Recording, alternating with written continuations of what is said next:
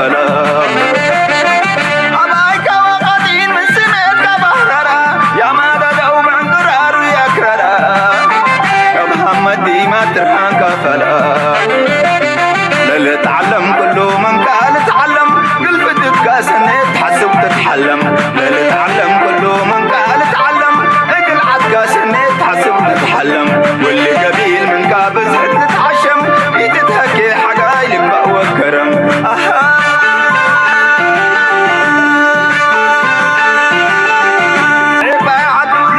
بروحته وبلهبته لفاش قابي وحبن ساتحفن لكم سلماي ستيا أبايكا وبعلم بلا الدليا تصور ودك الجلاب عباير تريا ساتحفن لكم سلماي ستيا أبايكا وبعلم بلا الدليا تاريخنا حروتي كون وقرر لا أمورودي مقطنهم كم مثل أولادي سرر لا يمن جفر بجلاكي عبي ونوش لتبادر من الحلم وزي ما حلمهم يتفسر شنو بحفن اللي تقلوم بأسر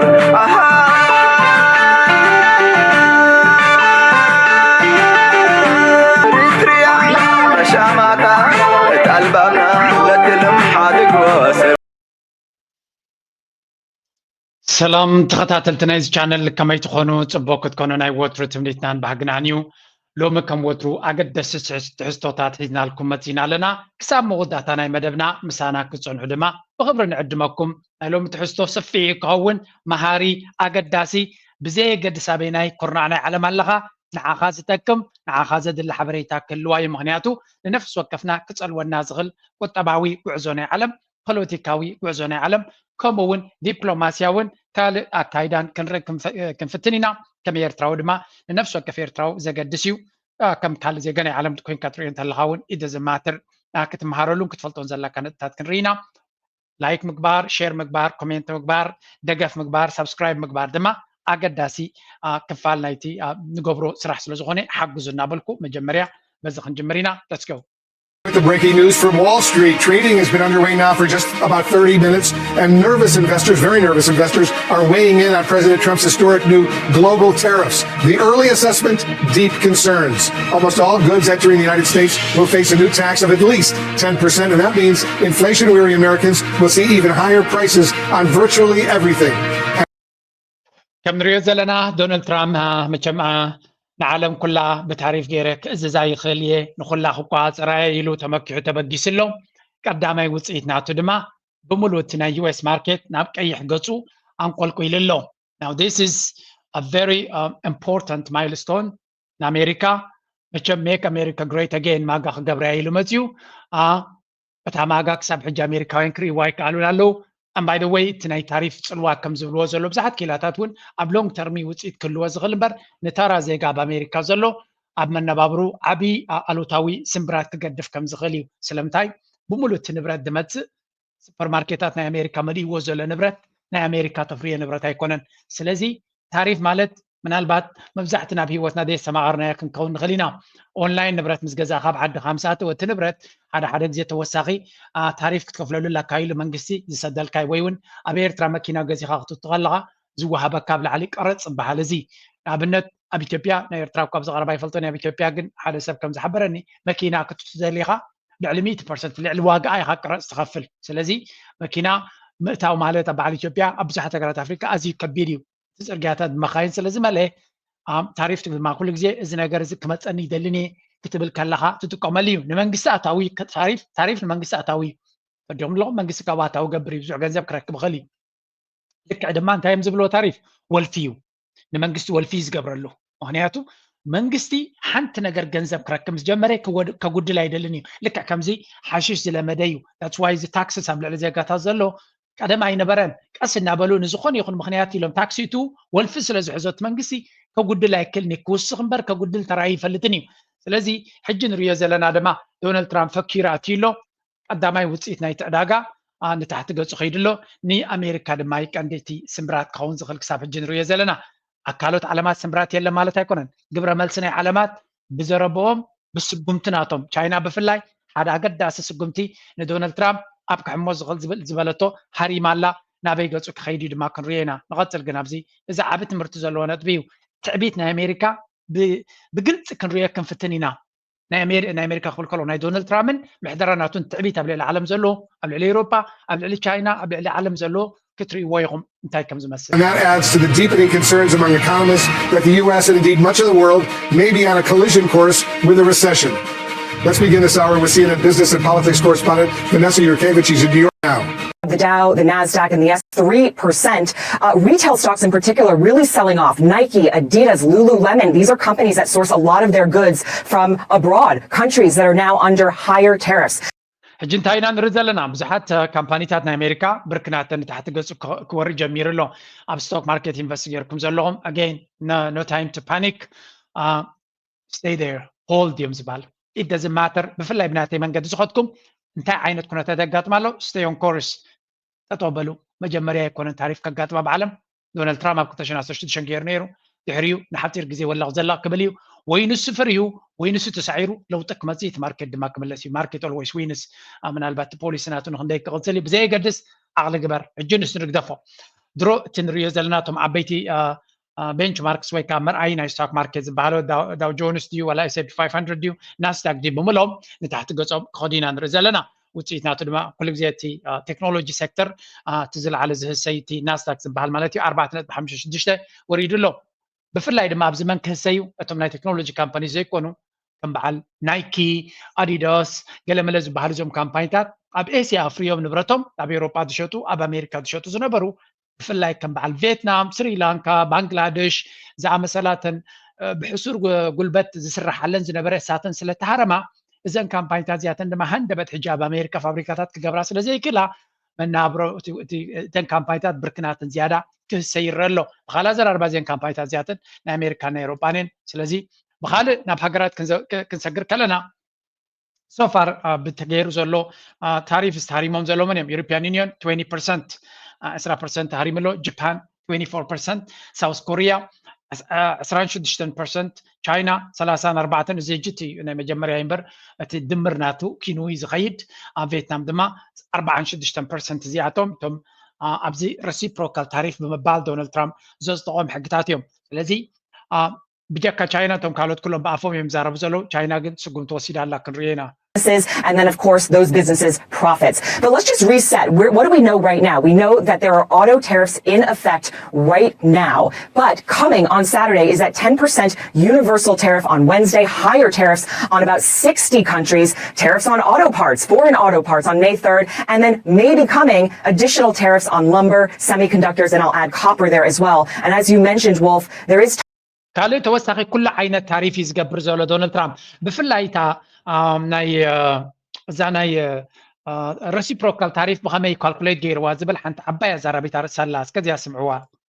Walk us through. I have to say, just looking at that, I get a little bit of a stomach ache because this whole situation, as somebody who hates math, scares me. The visual itself is not helping us out. But this is the formula that they use to get to the list that they have and the tariffs that are happening and now. by the way, if you're watching and looking, you're not supposed to understand what this means. In fact, that's kind of part of the play here. But let me explain what it actually means, because I think, as Dan was pointing out, the critical question yesterday when we were looking at the chart and when we were actually looking at the numbers, like the 34% number is the actual tariff that the U.S. is putting on China, adding others on top of it, stacking them together. And how they got there, given the fact it didn't correlate with the actual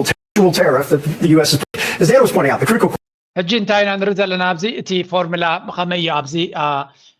ረሲፕሮካል ታሪፍ ዝብል በፂሖም ንዝብል ብዙሓት ኪላታት ናይ ቁጠባ ዶናልድ ትራምፕ ቁፅሪ ክርድኦ ከም ዘይክእል ንፈልጥ ኢና ከም ርዱ እዩ ግን ኣብቲ ቲም ናቱ ኸ ከምኡ ስቱቢድ ክህልው ኣይንፅበን ኢና ነርና ብምባል እዮም ገሊፆሞ ፈፂምካ መትሓዚ ዘይብሉ ኣብ ናይ ዝኾነ ይኹን ኢኮኖሚክስ ሞዴል ዘየለ ባዕሎም ዝፈጠርዎ ፅንፅዋይ ፎርሙላ ፈጢሮም እዮም ነዚ ታሪፍ እዚ ክገብሩ ክኢሎም ስለምንታይ ከምኡ ክገብሩ ክኢሎም ቢካዝ ዘይ ካን ስለ ዝኽእሉ ድሌቶም ስለ ዝገብሩ ኣሜሪካ ጀስት ማተማቲክስ ተጠቂምና ንምባል እምበር ፎርሙላ እውን ኣይኮኑን ተጠቂሞምሉ ዘለዉ ናይ ብሓቂ ዘገርም እዩ ኣብዚ ከገልፀልና እዩ እቲ ትዕቢት ናይ ኣሜሪካ ድማ ነዚ እዩ ዝመስል ብሓፈሻ ኣሜሪካ ንዓለምና ብዘይ ፎርሙላን ብዘይ ማትስን ከም ድሌታ እያ ትጭፍጭፋ ፀኒሓ ሕጂ ግን ሰብ ካብኣ ንላዕሊ ስለ ዝበልሐ ኩሉ እቲ ብድሌታ ትገብሮ ዝነበረት ቁሩብ ፎርማሊቲ ከተልብሶ ስለትፍትን ዘላ ዋላ እውን እቲ ፎርማሊቲ ተልብሶ ዘላ ትርጉም ዘይብሉ ብምዃኑ ናይ ብሓቂ ዘገርም እዩ ንኣብነት ናይ ቪየትናም እዮም ዝወስዱ ዘለው ቪየትናም ናብ ኣሜሪካ ዝሰደደቶ ንብረት 136.6 ቢልዮን ዶላር ክትመን ከሎ ኣሜሪካ ናብ ቪየትናም ሰደደቶ ድማ 13.1 ቢልዮን ማለት እዩ ስለዚ ቪየትናም ኣመና ብዙሕ ንብረት እዩ ናብ ኣሜሪካ ዝሰድድ ብመንፅርቲ ኣሜሪካ ንቪየትናም ዝሰዶ ማለት እዩ ሕጂ ነዛ ፎርሙላ ብከመይ ካልኩሌት ይገብርዋ ኣለው ስምዕዎም ነቲ ጠቕላላ ንሶም ዝኸስርዎ ዘለው it's just ተሓንከረይኩም ይበዓሉ እናራናይ ንኸይድ so እቲ ኔት ትሬድ ደፊሲት ዝበሃል እንታይ እዩ ትሬድ ደፊሲት ማለት ናይ ቪየትናም ናብኦም ዝመፅእ ንሶም ሰድዎ ምስ ረኣዩ መን ዝያዳ ካብቲ ንግዲ ይኸስብ ቪየትናም ትሬድ ሰርፕላስ ንቪየትናም 123 ክኸውን ከሎ ትሬድ ደፊሲት ንኣሜሪካ ድማ 123 ቢልዮን ክሳራ ናይ ንግዲ የጋጥሞም ኣሎ ማለት እዩ ምክንያቱ ዝበዝሐ ናይ ቪየትናም ስለ ዝኾነ እቲ ቪየትናም ዝገብር ዘሎ ስለዚ 123 ኣብ ልዕሊ 136.6 ገይርዎ ዘሎ ስለዚ ነቲ ትሬድ ደፊሲት ናቶም ነቲ ቪየትናም ዝኸሰበቶ ካብቲ ንግዲ ዝተመቕሎ በቲ ጠቕላላ ኤክስፖርት ናይ ቪየትናም መቒሎም እቲ ተሪፉ ዘሎ እቲ ዝረኸብዎ ቁፅሪ ንሱ እቲ ምዝመዛ እዩ ብምባል ገሊፆም ማለት እዩ ስለዚ ንኣሜሪካ ብዝኾነ ይኹን መንገዲ እንድሕር በሊፅካ እናኸባና ላዕሊ ትምዝምዝ ስለ ዘለካ እምበር በልሕ ስለ ዝኾንካ ኣይኮነን እዚ ጀስት ሓደ ሃገር ወይ እውን ሓደ ካምፓኒ ስለምንታይ ናባኻ ዝያዳ ይነግድ ኣሎ ስለምንታይ ንብረቱ ትገዛእ ኣለኻ ጀስት ንስኻ ስለ ዝሓመቕካ ብዙሕ ነጥብታት ክህልው ይኽእሉ እዮም ምናልባት ኣሜሪካ ክገብሮ ስለዘይመረፀት ክኸውን ይኽእል እዩ ባት ኣሜሪካ ናብ ዓዶም ዝኣቱ ብዝደለይዎ ፎርሙላ ክገብሩ ይኽእሉ እዮም ሓንቲ እንታይ ተድሊ ቅድሚ ሕጂ ካልኦት ሃገራት ከምኡ ክገብሩ ከለዉ የግርዑ እዮም ነይሮም ሕጂ ነቲ ዓለም ለኻዊ ሕጊ ባዕሎም ዘታተቶ እዚ ሕግታት እዚ ሕጂ ንሪኦ ዘለና እዚ ንግዲ ዝበሃል ኣሜሪካ ዘታተተወቶ እዩ እቲ ኢንተርናሽናል ሕጊ ናይ ንግዲ ኣሜሪካ ንዓዓ ከረቢሕ ኢላ ዝገበረቶ እዩ ነይሩ ስለዚ ንዓዓ ንነዊሕ ዓመታት ኣርቢሕዋ ኣብ መወዳእታ እቲ ረብሓ ንካልኦት ዝያዳ ከረቢሕ ስለ ዝጀመረ ንሳቶም ካብኡ ክሃድሙ ጀሚሮም ኣለው እዚ ከዓ ክላሲካል ናይ ኣሜሪካ ባህሪ 0.90 or 90%. And then half of that. And then because of the benevolence of President Trump, as he kind of laid it out, then they cut that in half. Now the big question, of course, is that's not necessarily a number or a methodology that economists could identify with. In fact, the most interesting moment of the night, throughout the course of the night last night, was economists of all sides, all ideologies, Republican and Democrat, staring at the methodology and saying, that's not how this is supposed to work. It underscores, though, trade deficits in the mind of the president, but also in the mind of his team, are absolutely essential to how they view things and the view that they don't. ስለዚ እንታይ ማለት እዩ ኢኮኖሚስትስ ናይ ዓለም ሳይንቲስትስ ናይ ዓለም ትምህርቲ ናይ ዓለም ሊቃውንቲ ናይ ዓለም እንታይ ይሓስቡ ኣይግድሶኒ ዶናልድ ትራምፕ ብናቱ ዓለም ዝኸይድ እዩ ምናልባት ዝፎርሙላ ዝሱ ኮኩና ሰተየ ዝበፅሑ ክኸውን ይኽእል እዩ ዶናልድ ትራምፕ ጥራይ ግን ኣይኮነን ፀገም ኣብዚ ስምዑት ትዕቢት ማለት ኣሜሪካ መጀመርያ ኣይኮነን እዚ ነገር እዚ ግን እናጎልሐ ክኸይድ ከለኻ ኣብዚ እስከስምዕዎ Lawrence, remember during the first Trump administration, everybody said that Trump's tariffs were going to be inflationary back then. What actually happened? We had 1.5% inflation. We had the fastest growing economy in a generation, and we had the beginning of a manufacturing renaissance in the United States of America. Then, of course, we had 4 terrible years of the Biden administration. But I think it's useful for all of us to step back and ask ourselves, what has the globalist economy gotten the United States of America? እንታይ ዝብል ዘሎ ኣብ ዝሓለፈ 4 ዓመታት ናይ ዶናልድ ትራምፕ ካብ 2019 ክሳብ 20 ዝነበረ ነዚ ሕጊ ዝፈትንዎ ነይሩ እዩ ንቁጠባ ናይ ኣሜሪካ ድማ ዓብዪ ኣስተዋፅኦ ገይርላ ብዙሓት ማኒፋክቸሪንግ ድማ ናባና መፂኦም ነይሮም ሽዑ ጆ ባይደን መፂኡ ስለ ጠጠው ደበሎ ከም ብሓድሽ ክንከስር ጀሚርና ሕጂ ድማ ዶናልድ ትራምፕ ተመሊሱ ነቲ ትክክለኛ ንቁጠባና ክዕቢ ዝኽእል ስጉምቲ ወሲዱለ ይብሎ ብዙሓት ኪላታት ናይ ኣሜሪካ እያ ዝብለኩም ሓሶት ምዃኑ ዘረባ እዮም ዛረቡ ዘለው እዚ ዝገብሮ ዘሎ ፖሊሲ ምናልባት ኣብ ሎንግ ተርም ክገብር ዝኽእል እምበር ኣብ ሾርት ተርም ውፅኢት ከምፅእ ኣይኮነን ብንፃሩ ነቲ ህዝቢ ኣሜሪካ ነቲ ዶናልድ ትራምፕ ኢንፍሌሽን ከጉድለልካ መናብሮ ከጉድለልካ ኢሉ መብፅዓ ዝኣቶ ዝያዳ ናሃረ ናይ ኢንፍሌሽንን ሽግርን መከራን ክፈጥረሉ ምዃኑ ምናልባት ነቶም ኮርፖሬሽንስ ኣብ ሎንግ ተርም ከርብሖም ይኽእል ምናልባት ንናይ ኣሜሪካ ሓይሊ ክሕግዝ ይኽእል ንተራ ኣሜሪካዊ ግን ኣብዘን ዝመፃ ዘለዋ ኣዋርሕን ዓመታትን ጽቡቕ ነገር ካብዚ ፖሊሲ ዝክመጾ ከም ዘይክእል እዮም ዝነግሩ ዘሎ ምክንያቱ ታሪፍ ማለት ኩሉ ግዜ ኣታዊ ንመንግስቲ ካብ መን ካብ ቻይና ይኮነን ዝረኽቦ ካብ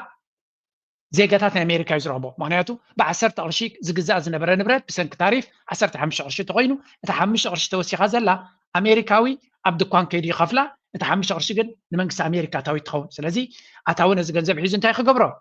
ፅርግያ ክሰርሕ ወይ እውን መንገዲ ባቡር ክሰርሕ ከምኡ ፕላን የብሉን نيران مهرام نتشاينا ماليسكا وتهدراوي بتفنا نفيتنام بقلقل غيركا كالي نكوينات نمهنداس من الباتنا يوكرين تيساليتو دما ناب يوكرين نكوينات نمغطال المبر كالي فلو ينايت تعتقرتي مدب كزارو سمعنا ما نفلتلنا امريكا كوم زبال يلن امريكا ገንዘብ ይረክብ ለካሉት ሀገራት ከመጌርካ ትምዝምዝ ንዑትራ ይኻቱ ተቀመሉ እምበር ካልእ ዶናልድ ትራምፕ ሰራዊትና ክሕዩለ ዲፈንስናትና ክሕዩለ ገለ ዝብል እምበር ፅርግያታት ክሰርሕ ኢንፍራስትራክቸር ክሰርሕ ኢሉ መብፃዕታት ከኣቶ ይትርዮን ኢኻ ወላ እንተ ኣተወውን ክግበር ርኢና ይንፈልጥን ኢና ንሱ ዝገብሩ በዓል ቻይና And the answer is fundamentally it's based on two principles: incurring a huge amount of debt to buy things that other countries make for us. And to make it a little bit more crystal clear, we borrow money from Chinese peasants to buy the things those Chinese peasants manufacture. That is not a recipe for economic prosperity. It's not a recipe for low ዛዘረባ ዝበላ ፒዘንትስ ማለት ድኻታት ካቢድ ንኣፍ ዝነብሩ ድኻታት ማለት እዩ ካብ ቻይናውያን ድኻታት ንልቃሕ ነቲ ዝተለቃሕናዮ ድማ ብቻይናውያን ድኻታት ዝፈረየ ንብረት ንገዝእ እዩ ዝብል ዘሎ እዚ ከዓ ንቁጠባ ናይ ቻይና ድጎማ ምግባር እዩ እናበለ እዩ ዝገልፆ ዘሎ ፒዘንትስ ክትብል ከለካ ትቐደም ኣብ ግዜ ፊውዳል ሲስተም ዋናታትን ኖብልስን ሃብታማትን እቶም ድኻታት መሬት ዘይብሎም ተፀጊዖም ኣብ ናይቶም ሃብታማት መሬት ሓሪሶም ዝነብሩ ንዕዖም ትጥቀመሉ ቃል እዩ ምክትል ፕሬዚደንት ናይ ኣሜሪካ እዩ ንህዝቢ ቻይና ፒዘንትስ ዝብል ዘሎ ኣሚን ሲሪየስ እዚኣቶም ከመይ ዓይነት ኣሮጋንስ ዘለዎም ምዃኖም ደሰይ መልሓስናቱ ንኤውሮጳውያን ፍሪ ስፒች ዘይትፈልጡ ኢድዮትስ ኢኹም ኢልዎም ኣብ ዙሪክ ኣብ ሚኒክ ኮንፈረንስ ከይዱ ንስኻትኩም ዲሞክራሲ ረሲዕኩማ ኢኹም ካብ ዲሞክራሲ ዝወፃኹም ኢልዎም ንዴንማርክ ኣብ ግሪንላንድ ከይዱ ኣብ ዝሓለፈ ዓመታት ንግሪንላንድ ኣይሰራሕኩምላን ስለዚ ቦርሳኹም ጠርኒፍኩም ኪዱ ንሕና ኢና ክንርብሖም ንኽእል ብምባል ትዕቢት ኣብ ርእሲ ትዕቢት ኣብ ርእሲ ትዕቢት እዚ ካ ትርእሱ ኣለዎ ዝበሃል ምናልባት እውን ድሕሪ ዶናልድ ትራምፕ ፕሬዚደንት ክኸውን ናይቲ ኣሜሪካ ፕሬዚደንት ክኸውን ይኽእል እዩ ዝበሃል ዘሎ ሰብ እዩ ስለዚ እቲ ትዕቢት ክንምንታይ ደይብሎ ክዕበዩ ከም ድሌቶም ይመሰሎም እዩ ዘለዎ ደረጃ ግን ንክንደዚ ትዕቢት ኣኮመዴት ክገብር ዝኽእል ድዩ እንድሕሪ ኢልካ ግን ውብልቲ እዚ ትዕቢት እዚ እንታይ ውፅኢት ከምፃሎም እዩ ኤውሮጳውያን ምንን ክብሉ ውዕሉ ኣለዎ በዚ ትዕቢት እዚ ፈረንሳ ገለ መራሕቲ ኤውሮጳ ዝገበርዎ ግብረ መልሲ መክንሪኢ ድሕሪኡ ናይ ቻይና እቲ ዝበርትዕ ግብረ መልሲ ስለ ዝኾነ ናብኡ ገፅና ክናቱ ኢና what is the reaction of the world customer And if these countries wanted to negotiate, if these countries wanted to do what's right, they've had 70 years to do it. I think, Pamela, the end of her answer there saying it's 70 years to negotiate is really key here because that's the question now. Where do we go from here? We're going to see, as Vanessa just laid out, all of these and retire less. To Pamela. All right, Elena Trine, thank you. Into recession this year, others have. ሕጂ እቲ ግብረ መልሲ ዝመፅ ዘሎ ኣሜሪካ ነቲ ነገርቲ ብምልስላስን ብትሕትናን ኣይኮነትን ጌራቶ ዘላ ቋሓምዎ ናብ ተብልዎ ድማ የብልኩምን ብሕም ዝበለ ደም ይተሓለብ ዝብል ቃል እዮም ዝጥቀሙ ዘለው እታ ናይ ፕሬስ ሰክረታሪ ናቱ እንታይ ኢላ ነይራ ናይ ዶናልድ ትራምፕ ማለት እዩ ኔጎሲዬሽንስ እንተተሓስቡ ነይሮም ቅድሚ ንሰብዓ ዓመት ክምዝብዙና ከለዉ ክገብርዎ ነይርዎም እያ ትብል ዘላ ኩሉ እዚ ንግዲ እዚ ኣሜሪካ ባዕላ ዘባዕበለቶ እዩ ንዝኾነት ሃገር ገዲዶም ኣይኮኑን ኣግቢሮም እዚ ኣሜሪካ ብወለንታ ዝገብረቶ እዩ እዚ ሕጂ እንታይ ይገብሩ ኣለዉ ብወለንታ ክትገብሮ ከላ ድማ ነተን ሃገራት ከተልምዕ ኢላ ኣይኮነትን ንሳ ንክትረብሕ ኢላ ጌራቶ ብሕሱር ጉልበት ኣምፅኦም ኮርፖሬሽንስ ናይ ኣሜሪካ ንክረብሑ ነተን ካምፓኒታት ኣብ ብዙሕ ግዜ እውን ደስ ከይበለና መዝመዙ እዮም ገይሮሞም እንታይ ግን ገብሩኻ መፂኦም ይምዝብዙ ካምሽ ይምዝበዝ እቲ ህዝቢ ይምዕብል ሽዑ ንቻይና ክኸዱ ከለዉ ንቻይናውያን ክጠቕሙ ኢሎም እኳ ኣይኮኑን ብዙሕ ህዝቢ ኣለዎም ሕሱር ጉልበት ኣለዎም ሕሱር ፀዓት ኣለዎም ብሕሱር ኣፍሪና መሊሳ መክሰብ ክንገብር ኢና ኢሎም እቶም ካምፓኒታት ናይ ኣሜሪካ ነቲ መንግስቲ ናይ ኣሜሪካ ይእሚኖ እሞ ምስ ቻይና ዲል ከም ዝገብር ገይሮሞ ከም ሕሱም ድማ ቢልዮናትን ከሲቦም ሽዑ እቲ መክሰብ እቶም ናይ ቻይናውያን ከም ሰራሕተኛታት ዘእተውዎም ናማዕበሉ ፍርኩታት ስለ ዝኾኑ ተማሂሮም ማዕቢሎም ሎሚ ምስ ሓለፍዎም እዚ ሞዴል እዚ ንኣሜሪካ ንምብዳል ዝተገበረ ኢሉ ከጉርዕ ከሎ ዶናልድ ትራምፕ ዝበደሉ ሃገር የለ ብሓይሊ ንቻይና እቶ ዝበለ የለን ንቻይናውያን ፋብሪካታት ክፈተሎም ኢሉ ዝለመኖ ወይ ዝገደዶ የለን ባዕሎም ዝገበርዎ ኣብ መወዳት ኣብ ዘይርባሓሎም ድማ ዓለም በዲላትና ኢሎም ንነፍሶም ቪክቲም ክገብርዋ እዮም ዝፍትኑ ዘለዉ እቲ ትዕቢት ድማ ካብ ዝኸፋ ይክእልኒ እዩ ክትመሃረሉ ኣለካ ኣሜሪካ ድሌታ ትግበር ኣነ እንታይ ዝብል ናይ ኣሜሪካ ፖለቲካ ዶናልድ ትራምፕ ብምንታይ ፈትዋነ ፅቡቅ ስለ ዝገብር ጥራይ ዘይኮነ ነቲ ሕቡእ ኣጀንዳ ናይ ኣሜሪካ ብግልፂ ድርቢ ስለ ዘብለልካ ነቲ ዋላ ተራ ሰብ ክርድኦ ብዝኽእል መንገዲ ስለ ዝሃርም እዩ which is good ዓለም ዜጋታትና ዓለም ክርድኦም ተኮይኑ ዝበለፀ እዩ ንኣብነት ጃፓን ምንን ክብልዮም ኤውሮጳ ምንን ክብልዮም እጅ ስምዑ We have been requesting the U.S. government to review its unilateral tariff measures at various levels, and we are extremely disappointed and regret that such measures have been implemented nonetheless. Our intention remains to secure a deal, but nothing is off the table. We will continue. So ከም ትሪእዎ ዘለኹም መሓዙት ናይ ኣሜሪካ መሻርክቲ ናይ ኣሜሪካ እዩ መጀመርያ ጃፓን በጃኹም እዚ ኣይትግበርዎ ኢልና ለሚናዮም ግን ንዓና ገሪፎም ንረብሓ ናይ ኣሜሪካ ስለ ዝቀደሙ ሃሪሞምና ኣለው ናይ ኣውስትራልያ ከምኡ ክኸውን ዘይግብኦ እዩ ገይሮም ኣለው ይብላ ኣሎ ናይ ዓዲ እንግሊዝ ተሓጒሱሉ እንታይ ስለ ዝገበሩሉ 10% ታሪፍ ኣብቲ ንግዲ ናይ ምስ ዓዲ እንግሊዝ ዘሎ ድማ ኣሜሪካ እያ ትረብሓሉ ምስ ጃፓን ዝግበር ዘሎ ምስ ቻይና ዝግበር ዘሎ ቻይና እዮም ዝረብሕሉ ነይሮም እቲ ንግዲ ናይ ዩኬይስ it's so funny እቲ ንግዲ ናይ ማንጎ ክልቲኦም ዘሎ ሞር ሰርፕላስ ዘሎ ኣሜሪካ እዩ ግን 10% ገይሩልና ካብ ካልኦ ዝሓሽና ነይሎም ካ ሴሌብሬት ክገብሩ ይርዮም ኣለኹም ድሓን ናይ እንግሊዝ ዝግደፉ ኣውስትራልያ እውን ተመሳሳሊ ታሪፍ Continue to make the strongest case for these unjustified tariffs to be removed from our exporters. We're going to fight these tariffs with countermeasures. We are going to protect. ካናዳ ካብቲ ኩሉ ምዕራባዊ ዓለም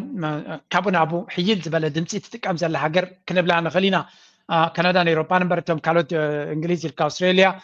በቃ ሕማቕ መዓልቲ ውዒሉ ዶናልድ ትራምፕ ኣሜሪካ ሕማቕ እዮም ዝገብሩ ዘለዉ ግን መልሓሶም ክዓፅፉ ይክእሉን እዮም ምክንያቱ ኣውስትራልያ ንኣሜሪካ ኣሚኑ ኣንፃር ቻይና ክፍክር ዝውዕል መንግስቲ እዩ ተርዲኹን ኣሎ ዩኬ ንኣሜሪካ ኣሚኑ ንፑቲን ከጥፍየ ኢሉ ዝፍክር ዘሎ መንግስቲ እዩ ስለዚ ኣበዮም ክጥምቱ ሕጂ ኣሜሪካ ጉሰምዋ ጥራይ ሒምካያ ትምባል ጥራይ ኮይና ዘላታ ጉዳይ Our workers. The entire global economy will suffer from these ill-considered decisions. Stock markets across. So ጀርመን እውን ከምኡ እዚ ናይ ብሓቂ ዝሕዝን እዩ በዚ መንገዲ ምግባሮም ናይ ብሓቂ ዝሕዝን ሕማቕ ውሳነ ብምባል ተዛሪቦም ማለት እዩ ስለዚ ኩላቶም በቲ ዝተገበረ ኣካይዳ ሕጉሳት ከም ዘይኮኑን ዕጉባት ከም ዘይኮኑን ገሊፆም ኣለዉ ኦፍኮርስ ከዓግቢ ይክእሉን እዮም ምክንያቱ ብዙሕ ክሳራ ከምፃሎም ዝኽእል ኩነታት ስለ ዝኾነ ሕጂ መልሲ ናይ ቻይና ንስማዕ ቻይና ጥራያ ትተሪር መልሲ ሂባቶ ዘላ Bring in some breaking news we're getting where China has announced additional tariffs targeting the United States, and this is a response to the global tariffs. President Donald ቅድሚ ናይ ቻይና ግብረ መልሲ ግን ኣብዚ ሚኒስትር ንግዲ ናይ ዶናልድ ትራምፕ ብዛዕባ ኤውሮፓን ቻይናን ክዛረብ ከሎ ስምዑ Come back to America. You're going to see an enormous number of factories come back to America, or you're going to see incredible change globally. It's going to take time, but the factories are going to be built in America. That's the most. ስንታይ ዝብል ዘሎ ኣሜሪካ ብኩሉ ነገር ቤላ ክትመፅያ ግዜ ጥራይ ሃቡና ፋብሪካታት ኩሉ ንኣሜሪካ ክውሕዝ እዩ ገለና በለ ይፍክር ሽዑ እንታይ ኢልክ ሓቶ እዩ እስከ ሕራይ ንቻይና ጌርኩሞ ዘለኹም ዝተረዲና ሃልካለ ናብ ዝስምዑ እስከ We would totally agree with you. They would totally agree with you because China is an adversary. It is not a partner for the United States. Europe would make a very different argument. And Europe might be wondering this morning why they're being thrown into the same bucket as the Chinese. What explanation can you give them? እንታይ ይብሎ ኣሎ ንቻይና ጌርኩሞ ዘለኹም ወላ እኳ ፍትሓዊ ይኹን ኣይኹን ብዘየገድስ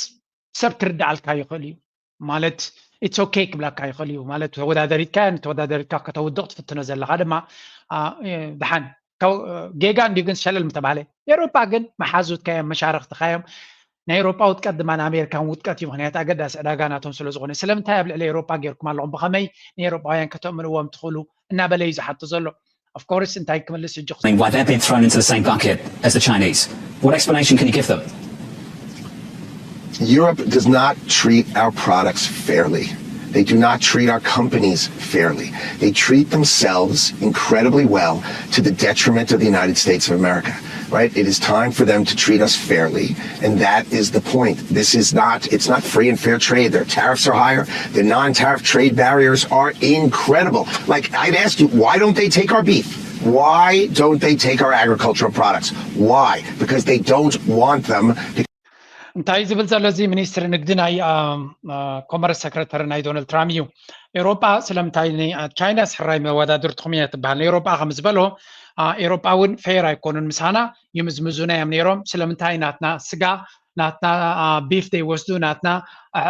ሕርሻዊ እቶት ደይወስዱ ሜቢ ሕማቕ ስለ ዝኾነ እዚ ኩሉ ካብ ኣሜሪካ ዝመፅእ ቪድዮ እናሰማዕካ ከመይ ጌርካ መግቦም ትበልዖ ኣሚን ታንክስ ጋድ ደይመፅእ ምዃኑ በቲ ሓደ بعلهم هفت فيديوهات دنقرونا زلوا معد كيميكالات كم زاتوت مقبناتهم ريستورانتات ناتهم معد كيميكالات كم زوتولو كأتي حرشاناتهم معات كميكالات كم زلوا يوم زنقرو سلازي انت خبري نتسب نتي كميكالات يوزلو مقبخ جزو سب اوكي كميكال سلازلو اين جزوني ناكبلو ما يكونون يوم جن انت تقبر نابنت حنتي تقصي ابزي زربانا تزربا يتقملا ماكدونالد ناي اب ساوث كوريا زلسي ناتنا ماكدونالد سي እቲ ደርሆ ይኹን እቲ ቺፕስ ትሸጥዎ ዘለዎም ካበይ ዝመፅእ ትድንሽ ካበይ ኸዝመፅእ እቲ ደርሆ ፕሩፍ ግበሩልና ምስ በሎም ፕሩፍ ክገብር ስለዘይከኣለ ከምዚ ኣቱ ገይሮሞ እናበለ ብሕማቕ ኣሉታ እዩ ዝገልፆ ኦፍኮርስ ዜጋታቶም ይግድስዎም ንስኻትኩም ስኩም ዘይትብሉ ካበይ ዝመፅእ ዝንብረት ኢልኩም ዘይተሓቱ ግን እንታይ እዩ ናይ ኣሜሪካ ኦፍኮርስ እቲ ብዛዕባ ሃገሮም ዝግደስ ኣይኮነን ካልኦት መንግስታት ብዛዕባ ሃገሮም ይግደሱ እዮም ብፍላይ ኣብ ናይ መግቢ ዝምልከት ናይ ኣሜሪካ ሰብ ክበልዖ ዝብህግ የለን ከኣሜሪካ ዝመፅእ መግቢ በቲ ኣሜሪካ ኣብ ዩቱብ ዝገብርዎ ዘሎ ክሰምዕ ከለኻ ከመይ ገይሩ ሰብ ዝነብር ትብል እቲ ማይ ከም ዝኾይኑ ይብሉ ኣብቲ ሱፐርማርኬታት ኣትዮም ኩሉ እቲ መግቢ ክርእይዎ ከለዉ ተበላሽዩ ዘሎ ይብሉ በዓላቶም ኣብ ኤሮፓ እዚ ኬሚካላት እዚ የለና በሉ ይነግሩና ኣብ ኣሜሪካ ግን እቲ ኬሚካላት ኣትዩ ከም ዘላ ትንብረት ይደልዩ ዓዶም ከፅርዩ ዘይከኣሉ ንካልኦት ሃገራት ስለምንታይ ናትና ዘይወሰድኩም ምባል ግን ኣገይን ኣናዘር ዳይሜንሽን እዩ ኣብዚ እውን ቻይና ከምኡ እናበለ ዝፍክር እቲ ፌንተኖል ዝበሃል ኣብ ዓዶም ኣትዩ ሰቦም የሳቅየሎም ከም ዘሎ ወይ ሰብ ይቀትለሎም ከም ዘሎ ይዝፍክር ጠጠው ዘይተብላ ብዓለምና ዝበርትዐ ሰራዊት ኣለና ዝበርትዐ ፖሊስ ኣለና ናበልካ እቲ ዝበርትዐ ስለያ ኤፍቢኣይን ሲኣይኤን ኣለና ትብል እንታይ ኮይንካ ቤን ገይሩ ይንቀሳቀሳሎ እቲ ድራግ ቤን ይኣትሎ ቤን ይንቀሳቀሳሎ ንዑ ክትቆፃፀር ኣይትኽእልን ኣብ ሃገርካ ዝግበር ዘሎ ተቆፃፂርካ ጠጠው ከተብል ኣይትኽእልን በንፃሩ ንሱ ጠጠው ከብሎ ስለዘይከኣለ ቻይና እያ ተፍርዮ ዘላ ቻይና እያ ትሰዶ ዘላ ናበልካ ንቻይና እገዳ ምግባር ኣገይን ናይ ኣሜሪካ ፀገም ናትካ ኣብ ካልኦት ምስምስ ብምግባር ንዓታቶም ክትእግድ ንዓታቶም ክትዓፁ ስለትፍትን ምክንያት ስለዘይብልካ ከም ምክንያት ክትጥቀም ኣለካ ኣብ ቴሌቪዥን መፂኻ ድማ ኣበርቲዕካ ስለተዛረብካ እቲ ኩነታት ከም ክውንነት ዘለዎ ትገብሮ ከም እናበለ ብዙሕ ይዛረባ I agree with the secretary that our view is that the only way these rates are going up today because we have sanctions against Russia, North USA. Those ingredients have the highest subsidy rate in China, meaning the Chinese government is paying these factories to make these goods, the ingredients for fentanyl, which is killing Americans, right? So Donald Trump put a 20% tariff on that, and now the regular trade deficit number, right? The analysis by the Council of Economic Advisors and the United States Trade Representative, we have a 34% tariff, so it's 54%. But when they stop making the ingredients for fentanyl, and I want to point out, in 2019, President Xi told President Trump that he would put the death penalty on anyone who made fentanyl. And now he's actually subsidizing them. And that's just so wrong.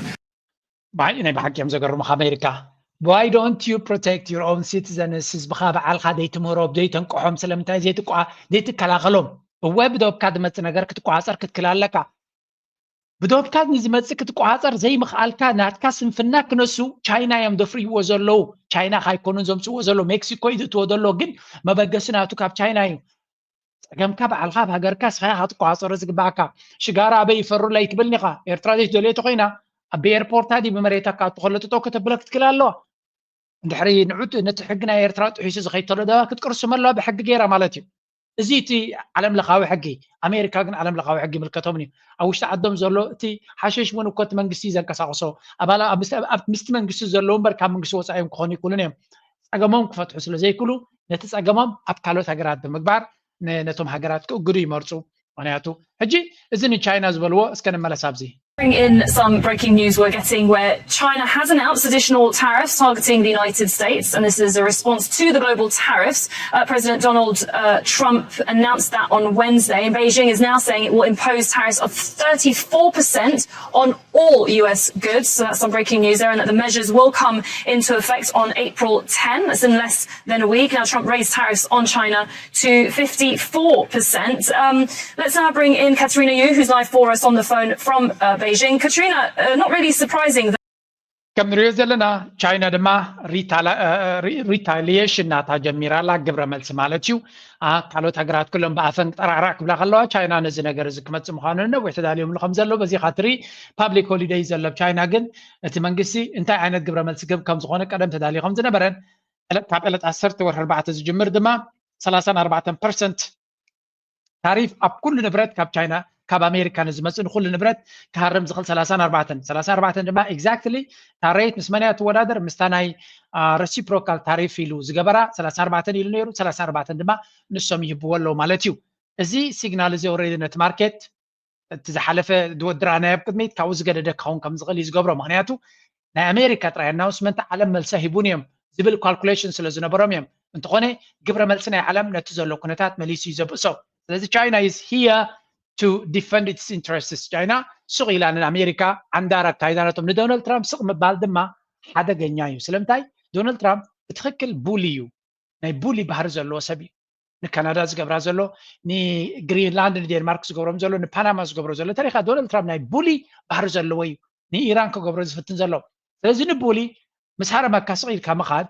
መሊሱ ይደሻድኖ መሊሱ ንከሳቅየካ እዩ ዝገብሮ ስለዚ ግብረ መልሲ ክትህብ ክትክእል ኣለካ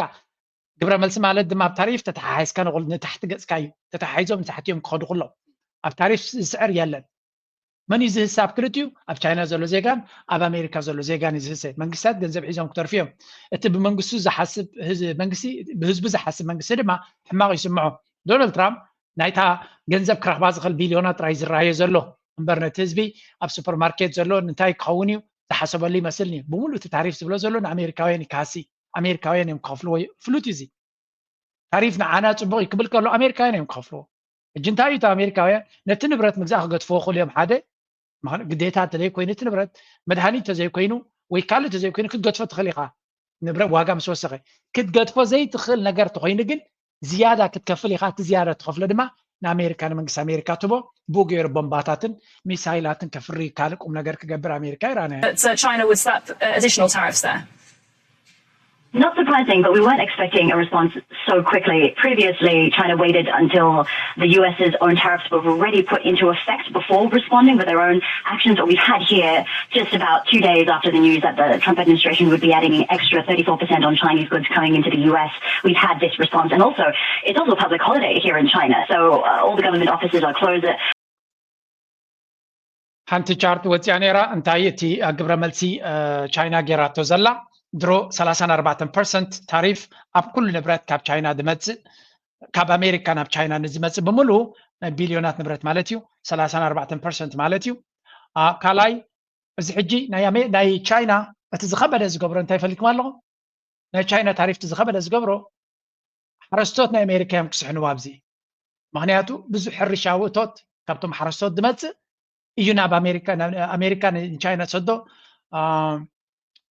ቻይና ንኣሜሪካ ተሰዶ እንታይ እዩ ኣይፎን ቴሌፎናት እዩ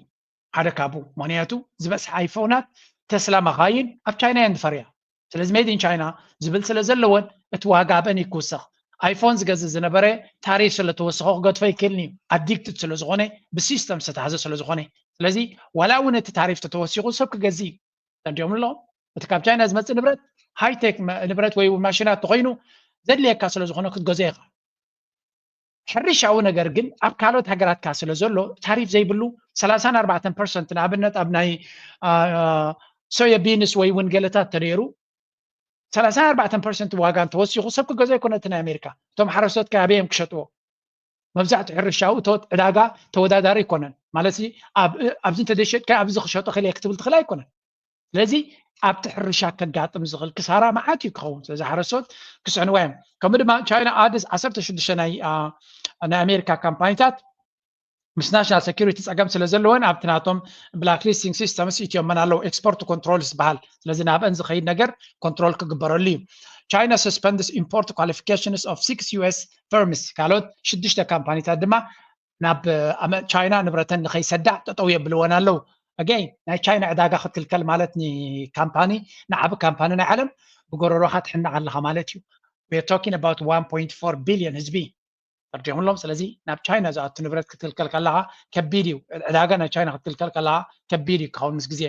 ሕጂ እውን ከምኡ ምስ ግዜ ድማ ዝገደደ ይኸውን ቻይና ፋይልስ ሎሱት ኣብ ሓደ ሎሱት ናብ ክሲ ናብ ወርልድ ትሬድ ኦርጋናይዜሽን ጌራላ ትርጉም ዘይብሉ ሽማዊ ጥራይ ክኸውን ዝኽእል ንኣሜሪካ ከሲሱ ክቐፅዓ ዝኽእል ስለዘየለ ቻይና ኣናውንስስ ኤክስፖርት ኮንትሮል ስለዚ ብዙሕ ስጉምትታት ትወስድ ከም ዘላ ቻይና እውን ስቕ ኢላ ነቲ ናይ ኣሜሪካ ቡሊ ትጥምቶ ከምዘየላ ኢና ንርኢ ዘለና ብካልእ ዘራርባ እዚ ኩነታት እዚ ቲት ፎር ታት ዝበሃል ነቲ ግብሪ بقبر ملسك وهابو خلو نتو كتاب عالم اتزخاف ازي كاون زغل ندونالد ترامب جن كم زير كان تحرين كايت راي كسمع زغل سلامتاي ازي حجز الرمزلو كونسيومرز نا امريكا كرميم بود ما كوربوريشنز نا امريكا دما كرميم سلازي كتاب ناي امريكا مليسو نا برسيشن كاتولو زغل تخلو دعبي كاون حجي سلامتاي تن كامباينتات نا امريكا نابوز قبراز نبرا بفلاي دما حرستوتن قال اندحر تهاريمم اتي قطباوي افراينت نايت هاجر مليسون تحت كورديا بشورت ترم سلازي اتي تخلو ناي ريسيشن العليو تشاينا نتشاينا دسالو لا زلو مخنيات زياد راي كبكم يدحريو بوغيركم كتودو تخليكم نتحسب one of the world's largest shipbuilding nation. They have the steel, the aluminum, the parts, the components, the final assembly. China owns that infrastructure. Around 34% of all the ships that are currently on water were made in China. At the same time, about 57.1% of ships currently under construction are at Chinese shipyards. Its share of ships produced globally grew from less than 5% in 1999 to over 50% in 2023. I mean, look at this, man. These people, my God. نحنا مالت أنا كل جزينا China عبي فان عندي قينا زبل جن China بس حمزلو by design you. إزاي تعرف ديو قلد ديو غيرو كسب كاب China كخيط كم زي كل غيرهم أسيرو ما يمزلو تانجر. سلامتاي نابنت مركب مفراي مالت زل على الرقة نيرو. China ولا حتى بركتين برومن لومي لعلى 5% مراقبنا علمنا أب China يمزفر يزلو. كاب China كوز يزبل حيل دما كل يكون مغنياتو بملو تي ايكو سيستم كاب حسين جميل كاترا نغرات بملو بعلم كم زغبرو يم زغبرو زلو لك كم زنا الكتريك كارز كاب هيك ساب بي كله بعلم زغبرو زلو ابز دما كم تري ود لومنيوم توم كالوت مورادرتوم China 57% نايتي مراخب زسرح زلو بعلم زلو 57 بحده اب China يم زلو كالاي منيو ساوث كوريا 22 شومن نيشته هاجر يزون ريو جن ابيسيا زلو سالساي جابان 15% other أمريكا مسلم other سيزلو سلزي مراخد مخاين كال عينة manufacturing مني دومينيز قبرو زلو تلك China يو كاب زيرو استبقى سدي كونه اتمنجستي sophisticated زخونة plan زلو استراتيجي زلو يو نزي منجستي زيتاتو كتبلو تعريف دي خاجركا سجنتير دي خاجركا نجزيو شجر كتفتر تخلط خونجن أبوش 4 عامات نتنزل على الركعت كبس على منجستي بزن سخات قبرو زلخ انكفات تقودا ديبو تطو كبل زخلا يكون نبزري زي زربا سمو دون ترامب زي ابزري China share of shipbuilding container production shipping container production اتن ننقد نتقملن مراخب مالتيو كونتينرات إن زخدا كنا منتاي 95% China عملي خاتو زلا boy this country is very successful تجازوتي هلاسوتا ترجعات راي كونان نعود راي كونن زخلو everything يوم ملي خم زلو مركب دما سئل كاب دك اسكا تبرابير كا تجبر نجار راي كونن ويون مركب أمريكا تسرعني كتجز تدليخا تعرف يا هلا كتجزيخا أمريكا زي بلا تاخد جبرها أمريكا تسرح زي وحديو سلازي كأمريكا قد تقول كان عامتات كتسبيخا مالتيو دعرز السرعة زي قالو كن تعريف توسخ يوسخ كاب China خاخد جز سلازي again أمريكا كن منتاي كقرعو يقولوا كزاربي يقولوا دونالد ترامب كم زي فكر نيرو نحنا نزينا China مستير كن صبرينا كن حلفوينا كن صقري كن تحسينا يزبلجن اب رياليتي China ببلانز خيد منقستيو رأي لو أمريكا دونالد ترامب نزخ قبر مخانو لي تم عاد انت زراري بوملم كالكوليت جيرو منيم هذا معلتي تعريف كمتي تطو قبلنايو قبل كله انتي خنقبر نخل بخماي كان دالو لنا انتي كان دالو لنا زبل بمسرته حاسبهم استوعلهم زخديهم زبيرترا ناب China قصت راي كتمت بفلاي منسينا يرترا زعبا تكنولوجي زعبا ابيت كحسب كله اب China قصت راي كتمت يزدلي مغنياتو اتزبلت التمرتي اتزبلت ليكنت كابات راينا خنو مهار نخل انا نزيات راي كم مخرج بكم زدلي اتخالي من البات ابزوبانا زقاتم زلو نزيات راي خنسمع Isn't bluffing anymore. It's sending a second aircraft carrier straight into the Red Sea, and this time it's personal. The message? To the Houthis, stop attacking commercial ships. To Iran, get serious about nukes or face the consequences. This move clearly doubles America's firepower in the region and signals one thing loud and clear. The US is done warning. It's ready to strike. So what exactly is being deployed? And why does this carrier matter so much? بغالي أمريكا كاب راشا كتوص كتهوخ زلا سلام نخت نفس نخت فتري لا يكون تنكن بالكلنا ንሑት ንክትሃርም ከምኡ ድማ ንኢራን ክትሃርም ሲሪየስ ዝኾነ ካልኩሌሽን ስትገብር ከም ዘላ ዝንገር ዘሎ እቲ ናይ ኣሜሪካ ጭዋዳ ወታደራዊ ናብ ከባቢ ቀይ ባሕሪ ከምኡ ናብ ህንዲ ውቅያኖስ ዝውሕዝ ዘሎ ደይመደ እዚ ሳከት ንመናወራ ወይ እውን ተህዲድ ከም ዘይኮነ ዝንገር ዘሎ ኣብ ልዕሊ ሁቲ ከምኡ ድማ ኣብ ልዕሊ ኢራን መጥቃዕቲ ንክገብሩ ወሲኖም ከም ዘለው ዝንገር ዘሎ እቲ ክገብርዎ ዝኽእሉ መጥቃዕቲ ድማ ዓብ ዕንወት ክፈጥር ዝኽእል ዓብ ሓይሊ ክፈጥር ዝኽእል ዓብ ሽግር ክፈጥር ዝኽእል ምዃኑ ዝንገር ዘሎ at the end of the day ኣሜሪካ ናይ ውግእ ሃገር እዩ ብዘይ ውግእ ክነብር ዝኽእል ኣይኮነን እቲ ቁጠባ ናቱ ብዓብዩ ናብ ውግእ ዘተኮረ ሴክተር ዘለዎ ኢና ኢልና ክንደይ ግዜ ተዛሪብና ኣለና ስለዚ ኣሜሪካ ንኩናት ክትሓስብ ንኩናት ክትበገስ መደብ ከም ዘለዋ ፕላን ከም ዘለዋ ኢና ንፈልጥ ዘለና ፅንሒ ኢለ ከርየኩም እየ ነዚ ቅድሚኡ ግን ሓንቲ ናይ ልምዓት ከርየኩም ምክንያቱ ምስቲ ናይ ዞባናውን ዝኸይድ ስለ ዝኾነ is moving towards renewable energy to alleviate the electricity crisis it has been experiencing in recent years. The Caribbean country has just launched its first 2 photovoltaic parks of a total of 55 that the Cuban authorities plan to install throughout the country before the end of the year. Located in Havana and Cienfuegos, this first solar energy project እዚ ትሪእዎ ዘለኹም መቸም ሓንቲ ሃገር ኣላ ኩባ ትበሃል ኣብ ከባቢ ኣሜሪካ በገዳ ከም ሕሱም ዝተጨፍጨፈት በገዳ እንተላ ኩባ እያ ኣሜሪካ ከም ሕሱም ረጂም ቼንጅ ንክገብሩ ነዚ ሃገር ዘይገበርሉ ዓይነት እገዳ የለን ታንክስ ቱ ቻይና ኤሌክትሪክ ንኸይቱ ነዳዲ ንከይቱ ብኩሉ ምስ ዓፀውሎም ቻይና እንታይ ገራትሎም ሶላር ኣምፅያ ኣብቲ ሃገር ትእትላ እዚ ሶላር እዚ ስራሕ ምስ ጀመረ ንብዙሕ ክፋል ፀገም ናይ ኤሌክትሪክ ናይቲ ሃገር ክፈትሖ ከም ዝኽእል ኣሚን ቻይና በብዙሓት ሃገራት ትምረቕ ሃገር እያ ኣሜሪካ ድማ በንፃሩ በብዙሓት ሃገራት ትርገም ሃገር እያ ኣብ ጎረቤታ ዘለያ ህዝቢ ንክሳቀ እምበር ንመንግስቲ ከውድቑ ኢሎም ኣይኮኑን ህዝቢ ንክሓስሞ መድሃኒት ንኸይረክብ ኤሌክትሪክ ንኸይረክብ ሂወት ንከይህልዎ እዮም ዝገብሩ ንመንግስቲ ኢና ክነውድቕካ ይብሉ ካሽዑ ስለዚ ተርጂኹሎም ተሰዲዱ ምስ መፀ ሰብ ከዓ ስደተኛታት ፀሪእና ይብሉ ስለዚ ቻይና ነዚ ሃገር እዚኣ ትገብረላ ዘላ ኩባ ማለት ንዓና ሕማቅ ታሪክ ዘለዎ ሃገር እንድዩ ግን ኣብ ልዕሊኦም ዝወረደ ድማ ድንጋፀ ይስማዓካ እቲ ኣሜሪካ ዝገበረቶ ብሓፈሻ ከም ሕሱም ሃስዮሞም እዮም ነዞም ሃገር እዚኣቶም ቻይና ሕጂ ነዚ ናይ ፀዓት ሕቶ ብሶላር ጌራ ንክትፈትሓላ ከም ሓገዝ ትገብረላ ኣላ ተስፋ ንገብር ንካልኦት ሃገራት ሓደ መዓልቲ ኤርትራዊ ብከምዚ ዓይነት ሶላር ብዝሰፍሐ መልክዕ ብሓገዝ ዘይኮነ ብፃዕርና ንክንበፅሖ ተስፋ ንገብር ሕጂ ናብቲ ናይ ዞባና ክንሰግድ If this sounds familiar, big powerful country swoops into a strategic region, invests billions, and suddenly everything changes. Sounds like something straight out of a political thriller.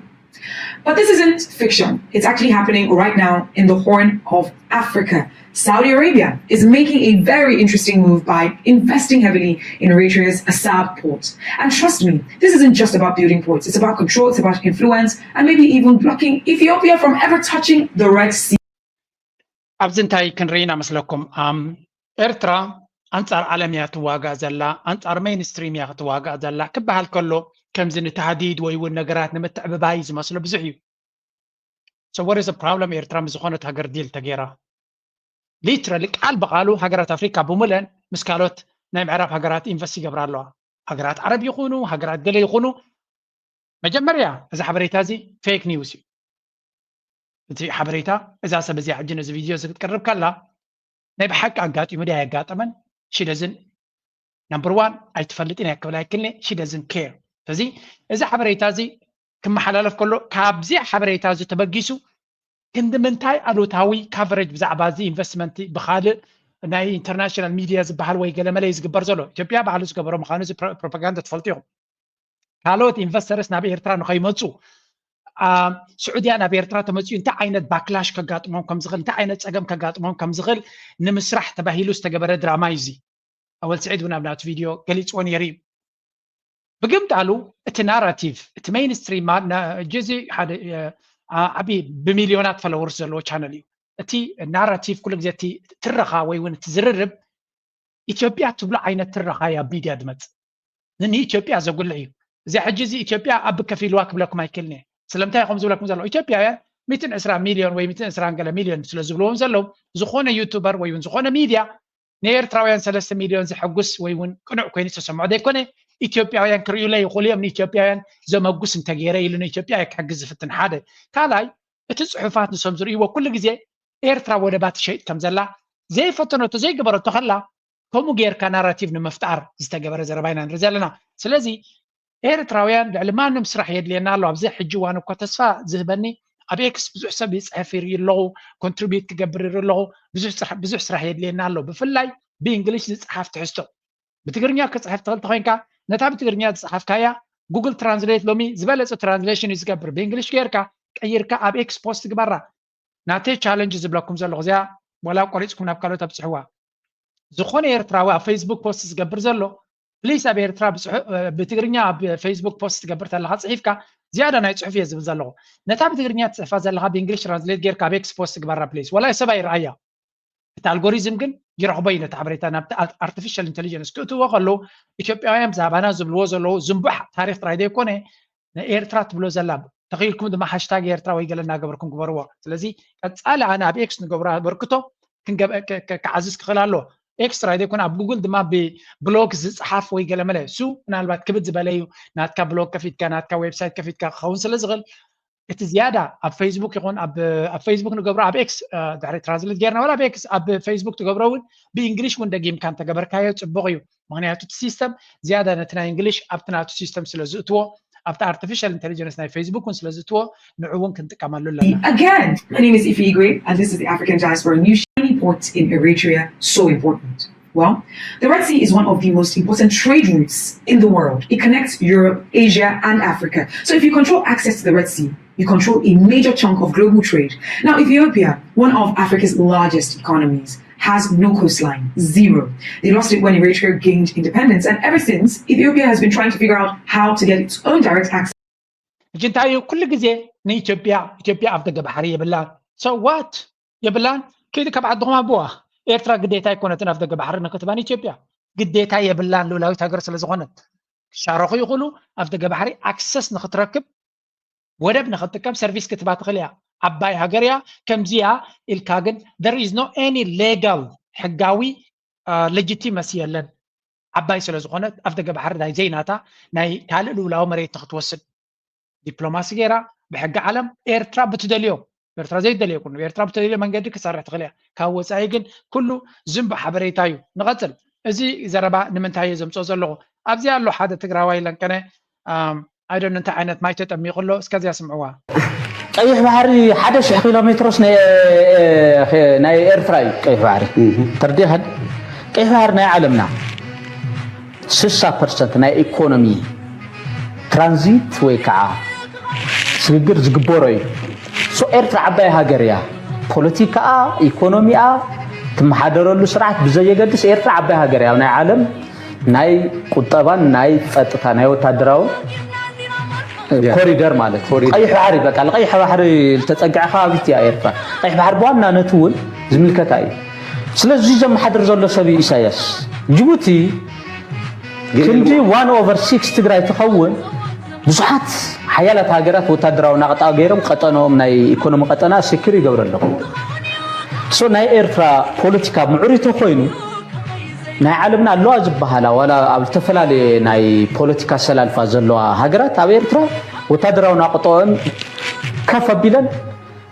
ኢኮኖሚን ዘይሰርሓሉ ምክንያት የለ ኤርትራ ባይዘወይ ናይ ምዕባይ ዕድላ ብጣዕሚ ሰፊሕ እዩ ብሓደ ግዜ ኣትዓቢ ኤርትራ ንዘለና ሰብ ኮ ይብተናል ሃዚ እሱ ገዲፍካ እዩ ሰፊሕ እዛ ዘረባ እዚኣ ብዙሕ ግዜ ኣነ ክዛረባ ሰማይኩም ኣለኹ ንሳቶም ከም ድሌቶም ጨው ክንስንስሉ ይኽእሉ ንኣቶም ናራቲቭ እዩ ኤርትራ has a huge potential ንኽትዓቢ ከምቲ ንሶም ዝብልዎ ኣይኮነን ኤርትራ ዘይማዕበለት መርሕነታ ስለ ዝሓመቐ ኣይኮነን absolutely rubbish ኤርትራ ዘይማዕበለት ንኽትምዕብል ዕድል ስለ ዘይተዋህባ እዩ እዚ ናንሰንስ ናቶም ጓሓፍዎ ኤርትራ ዘይማዕበለት ኣብ ኤርትራ ዘሎ መርሕነት ገንዘቡ ስለ ዝሰረቐ ወይ እውን ነቲ ገንዘብ ስለ ዘታለሎ ኣይኮነን ናንሰንስ there is no proof for it ኤርትራ ዘይማዕበለት ንኸይትምዕብል ነዳዲ ንኸይትእቱ ማሽነሪ ንኸይትእቱ ቁጠባኣ ንኸይትነግድ ካብ ስዊፍት ኣውፂኻ ብዕፅዋን ክባን ከም ትርመስ ከም ሕሱም ከም ሃገር ንኸይትቕፅል ስለተሰርሐ ዳ እምበር ኤርትራ ስለ ዝሓመቐት ኣይኮነን ምክንያቱ ሃገር ክምዕብል ያ ይምዕብልን ፖሊሲ ኣገዳሲ እዩ ህዝቢ ድማ ወሳኒ እዩ ክልቲኡ ድማ ኣገዳስነት ኣለዎ ኤርትራ ህዝቢ ኣለዋ ክሰርሕ ዝኽእል ልዕሊ ካልኦት ክሰርሕ ዝኽእል ኣብ ቀርኒ ኣፍሪቃ ካብ ዘለው ዝለዓለ ምትዕፅፃፍ ዘለዎ ህዝቢ ኣለዋ እዚ ከዓ ከምዚ ንምህዳድ ኣይኮናን ዝብሎ ዘለና ፋክት እዩ ሓደ ሕጂ ክምለሶ እየ እዚ መጀመርያ እተን ክምዕብላ እየን ተባሂለን ዝተፈከረለን ሃገራት እንታይ ይኾና ኣለዋ ንርኢ ሕጂ ሓደ ብሓደ በዚ ንጀምር because we have to observe ካልኦት ከንታይ ይገብርሎ trying to de-escalate the situation. Leaders in the region, including Uganda's President Yoweri Museveni, worry tensions between President Salva Kiir and Machar could lead to another major conflict. Back in Malakal, the capital of Upper Nile State, there is an uneasy calm. Malakal is usually busy. The SSPDF forces. ደቡብ ሱዳን ኣብ ሰንኮፍ ናይ ኩናት ከም ዘላ ቀጻሊ ገለ ነገር ተገይሩ እቲ ሃገር ናብ ካልእ ዘይተደለየ ሽግር ክትኣቱ ከም ትኽእል ዝገልጽ ሓበሬታ ይንገር ኣሎ ሕብረት ኣፍሪካ ኣፍሪካን ዩኒዮን ልኡኽናቱ ሰዲድሎ ኤርትራ ኸይዳ ዝከኣላ ጌራላ ከምኡ ድማ ዩዌሪ ሙሴቪኒ ኣብቲ ሃገር ኣትዩሎ ስለዚ ብብዙሕ መንገዲ ነቲ ኩነታት ንምትህድዳእ ብዙሕ ፃዕሪ ይግበር ከም ዘሎ እዩ ዝንገር ዘሎ ህዝብና ኣብ ደቡብ ሱዳን ዘለኻ I hope حماقة يقاط من خون نسلة تزبنا ولا ندوب سوداني حاليا لا تغني لعلو كل جن تزبنا وزلو حماق كقاط موصل زي دلي حاده كلا إذا ما رأيو كابزي كم هار زي الحبرة السبس لزلنا يدم توصلوا guarding the presidential palace and praise their heroism. But this is about the only cheerful thing in central Khartoum since its liberation a week ago. The stench of death and an eerie silence still reign here. The streets are still littered with dead bodies. We counted a dozen long to fight with the army conducting a search. As a fight center, the soldiers inspect. The tree was along Khartoum. Sudan, Khartoum, الجزيرة زقد حيو نايب حق دسكح تاعي خاطري تعنوات اب سودان وريد زلو ابزي كل خنقلصين خلينا معات موتاتن قالن سلازلو تي سوق الشعبي زبالت مع كل كتما زبلو كم يلن عنوات لك كمزي ناي ابوكليبس كمزي ناي هوليوود فيلمي تكتما مستقاص عليه تحريو مودة عالمي لهم زقبرو نعز مسل تريتنا نرزلنا why did this happen من غير وزي سلمتا يقاتمو سودانويان غيرو منزي سلمتا يقاتمو هاغراونا سلدي هانصو عدنا سلدي هانصو سلدي خوسكوسو بزي قدس انتا يقاتمو بلا بلا هاغراو حدنا سلدي هانصو وصيت انت هاغر عن عمتات كتقصل دي تقصلن كتمعبل دي تمعبلن مسرتناتا كندي فلاسو سريكا كندي صرغا سريكا يكونن اب رئيس السمتا سريكا لا زيغا نايت هاغر بهميت ململلها سلازي اب سودان زغاطمه اب يمن زغاطمه اب ኢትዮጵያ ዘጋጥም ዘሎ ኣብ ሶማሊያ ዘጋጥመ ካብዚ ክመሃር ዘይክል ኤርትራዊ እቲ ቀንዲ ሓደገኛ ነው ኤርትራ ንዝብሎ ሲዩ ንስከሮ ናታቶም ቃንዛ ከስማዓኩም ደልየ ስለ ዝኾንካ ይኩንኩን ንሽተይ ነዚያ ናይ ሱዳን ሓበሬታ ዘሎ ሰሚዕና ንሕለፍ ሱዳን ርእሰ ከተማ ካርቱም ድሕሪ ምቁፃሩ ድሕሪ ሂደት መዓልታት ኣብ ሱዳን 42 ኢትዮጵያውያን ብሰራዊት ትግራይ ከም ዝተቐተሉ ኣምሓሩ ክስ ቀሪቦም ኣለው ኣብዚ ግዜ ብዘይሕጋዊ መንገዲ ናይ ወልቃይት ኣስመላሽ ኮሚቴ እዚያ ጽነ ኢላ ከም ጻልኩም የመጀመሪያ ግን ናብ ኢትዮጵያ ገጽና መልስ ከንብል እንታይ ይብሉለው እስከዚያ ስምዑ ወገኖቻችን እንግዲህ ኢትዮጵያ ራሷን የመከላከል መብቷን ተጠቅማ ማለት ነው ባላስቲክ ሚሳኤል ሰርታለች ባላስቲክ ሚሳኤል ረጅም ርቀት ተምዘግዛጊና ተወንጫፊ ይመስላል ያው ግን የተሰራው እዚሁ የምታቋት ሀገር ጅጅ ኢትዮጵያ ባሊስቲክ ሚሳኤል ሰሪሃን ላይ ብሉናለው ምናልባት እንታ ኮይኑ ዳይቲ አቢ አህመድ ወይ ፊልድ ማርሻል ናቱ ዘይ ነገረና እስከዚያ ስምዑዋ አሁን ዓለም ላይ አይነት ሰራዊት አሁን ዓለም ላይ አለ ብዬ ዓለም ላይ የለም ኢትዮጵያ መከላከያ ሰራዊት በዓለም ላይ በጣም ተፈላጊ ሆነ ቀነሰኛ ሰራዊት የግንባታ እሴት ይፈልጋል ስለዚህ እኛ ሳንወድ በግድ እንትን ያረጉናል አሰልጥኑናል ይጋብዙናል ኢንቫይት ያረጉናል እኔ አሁን እንዳውም እንትን በስቶብኝ ተቸግረሻ እኛም ጋር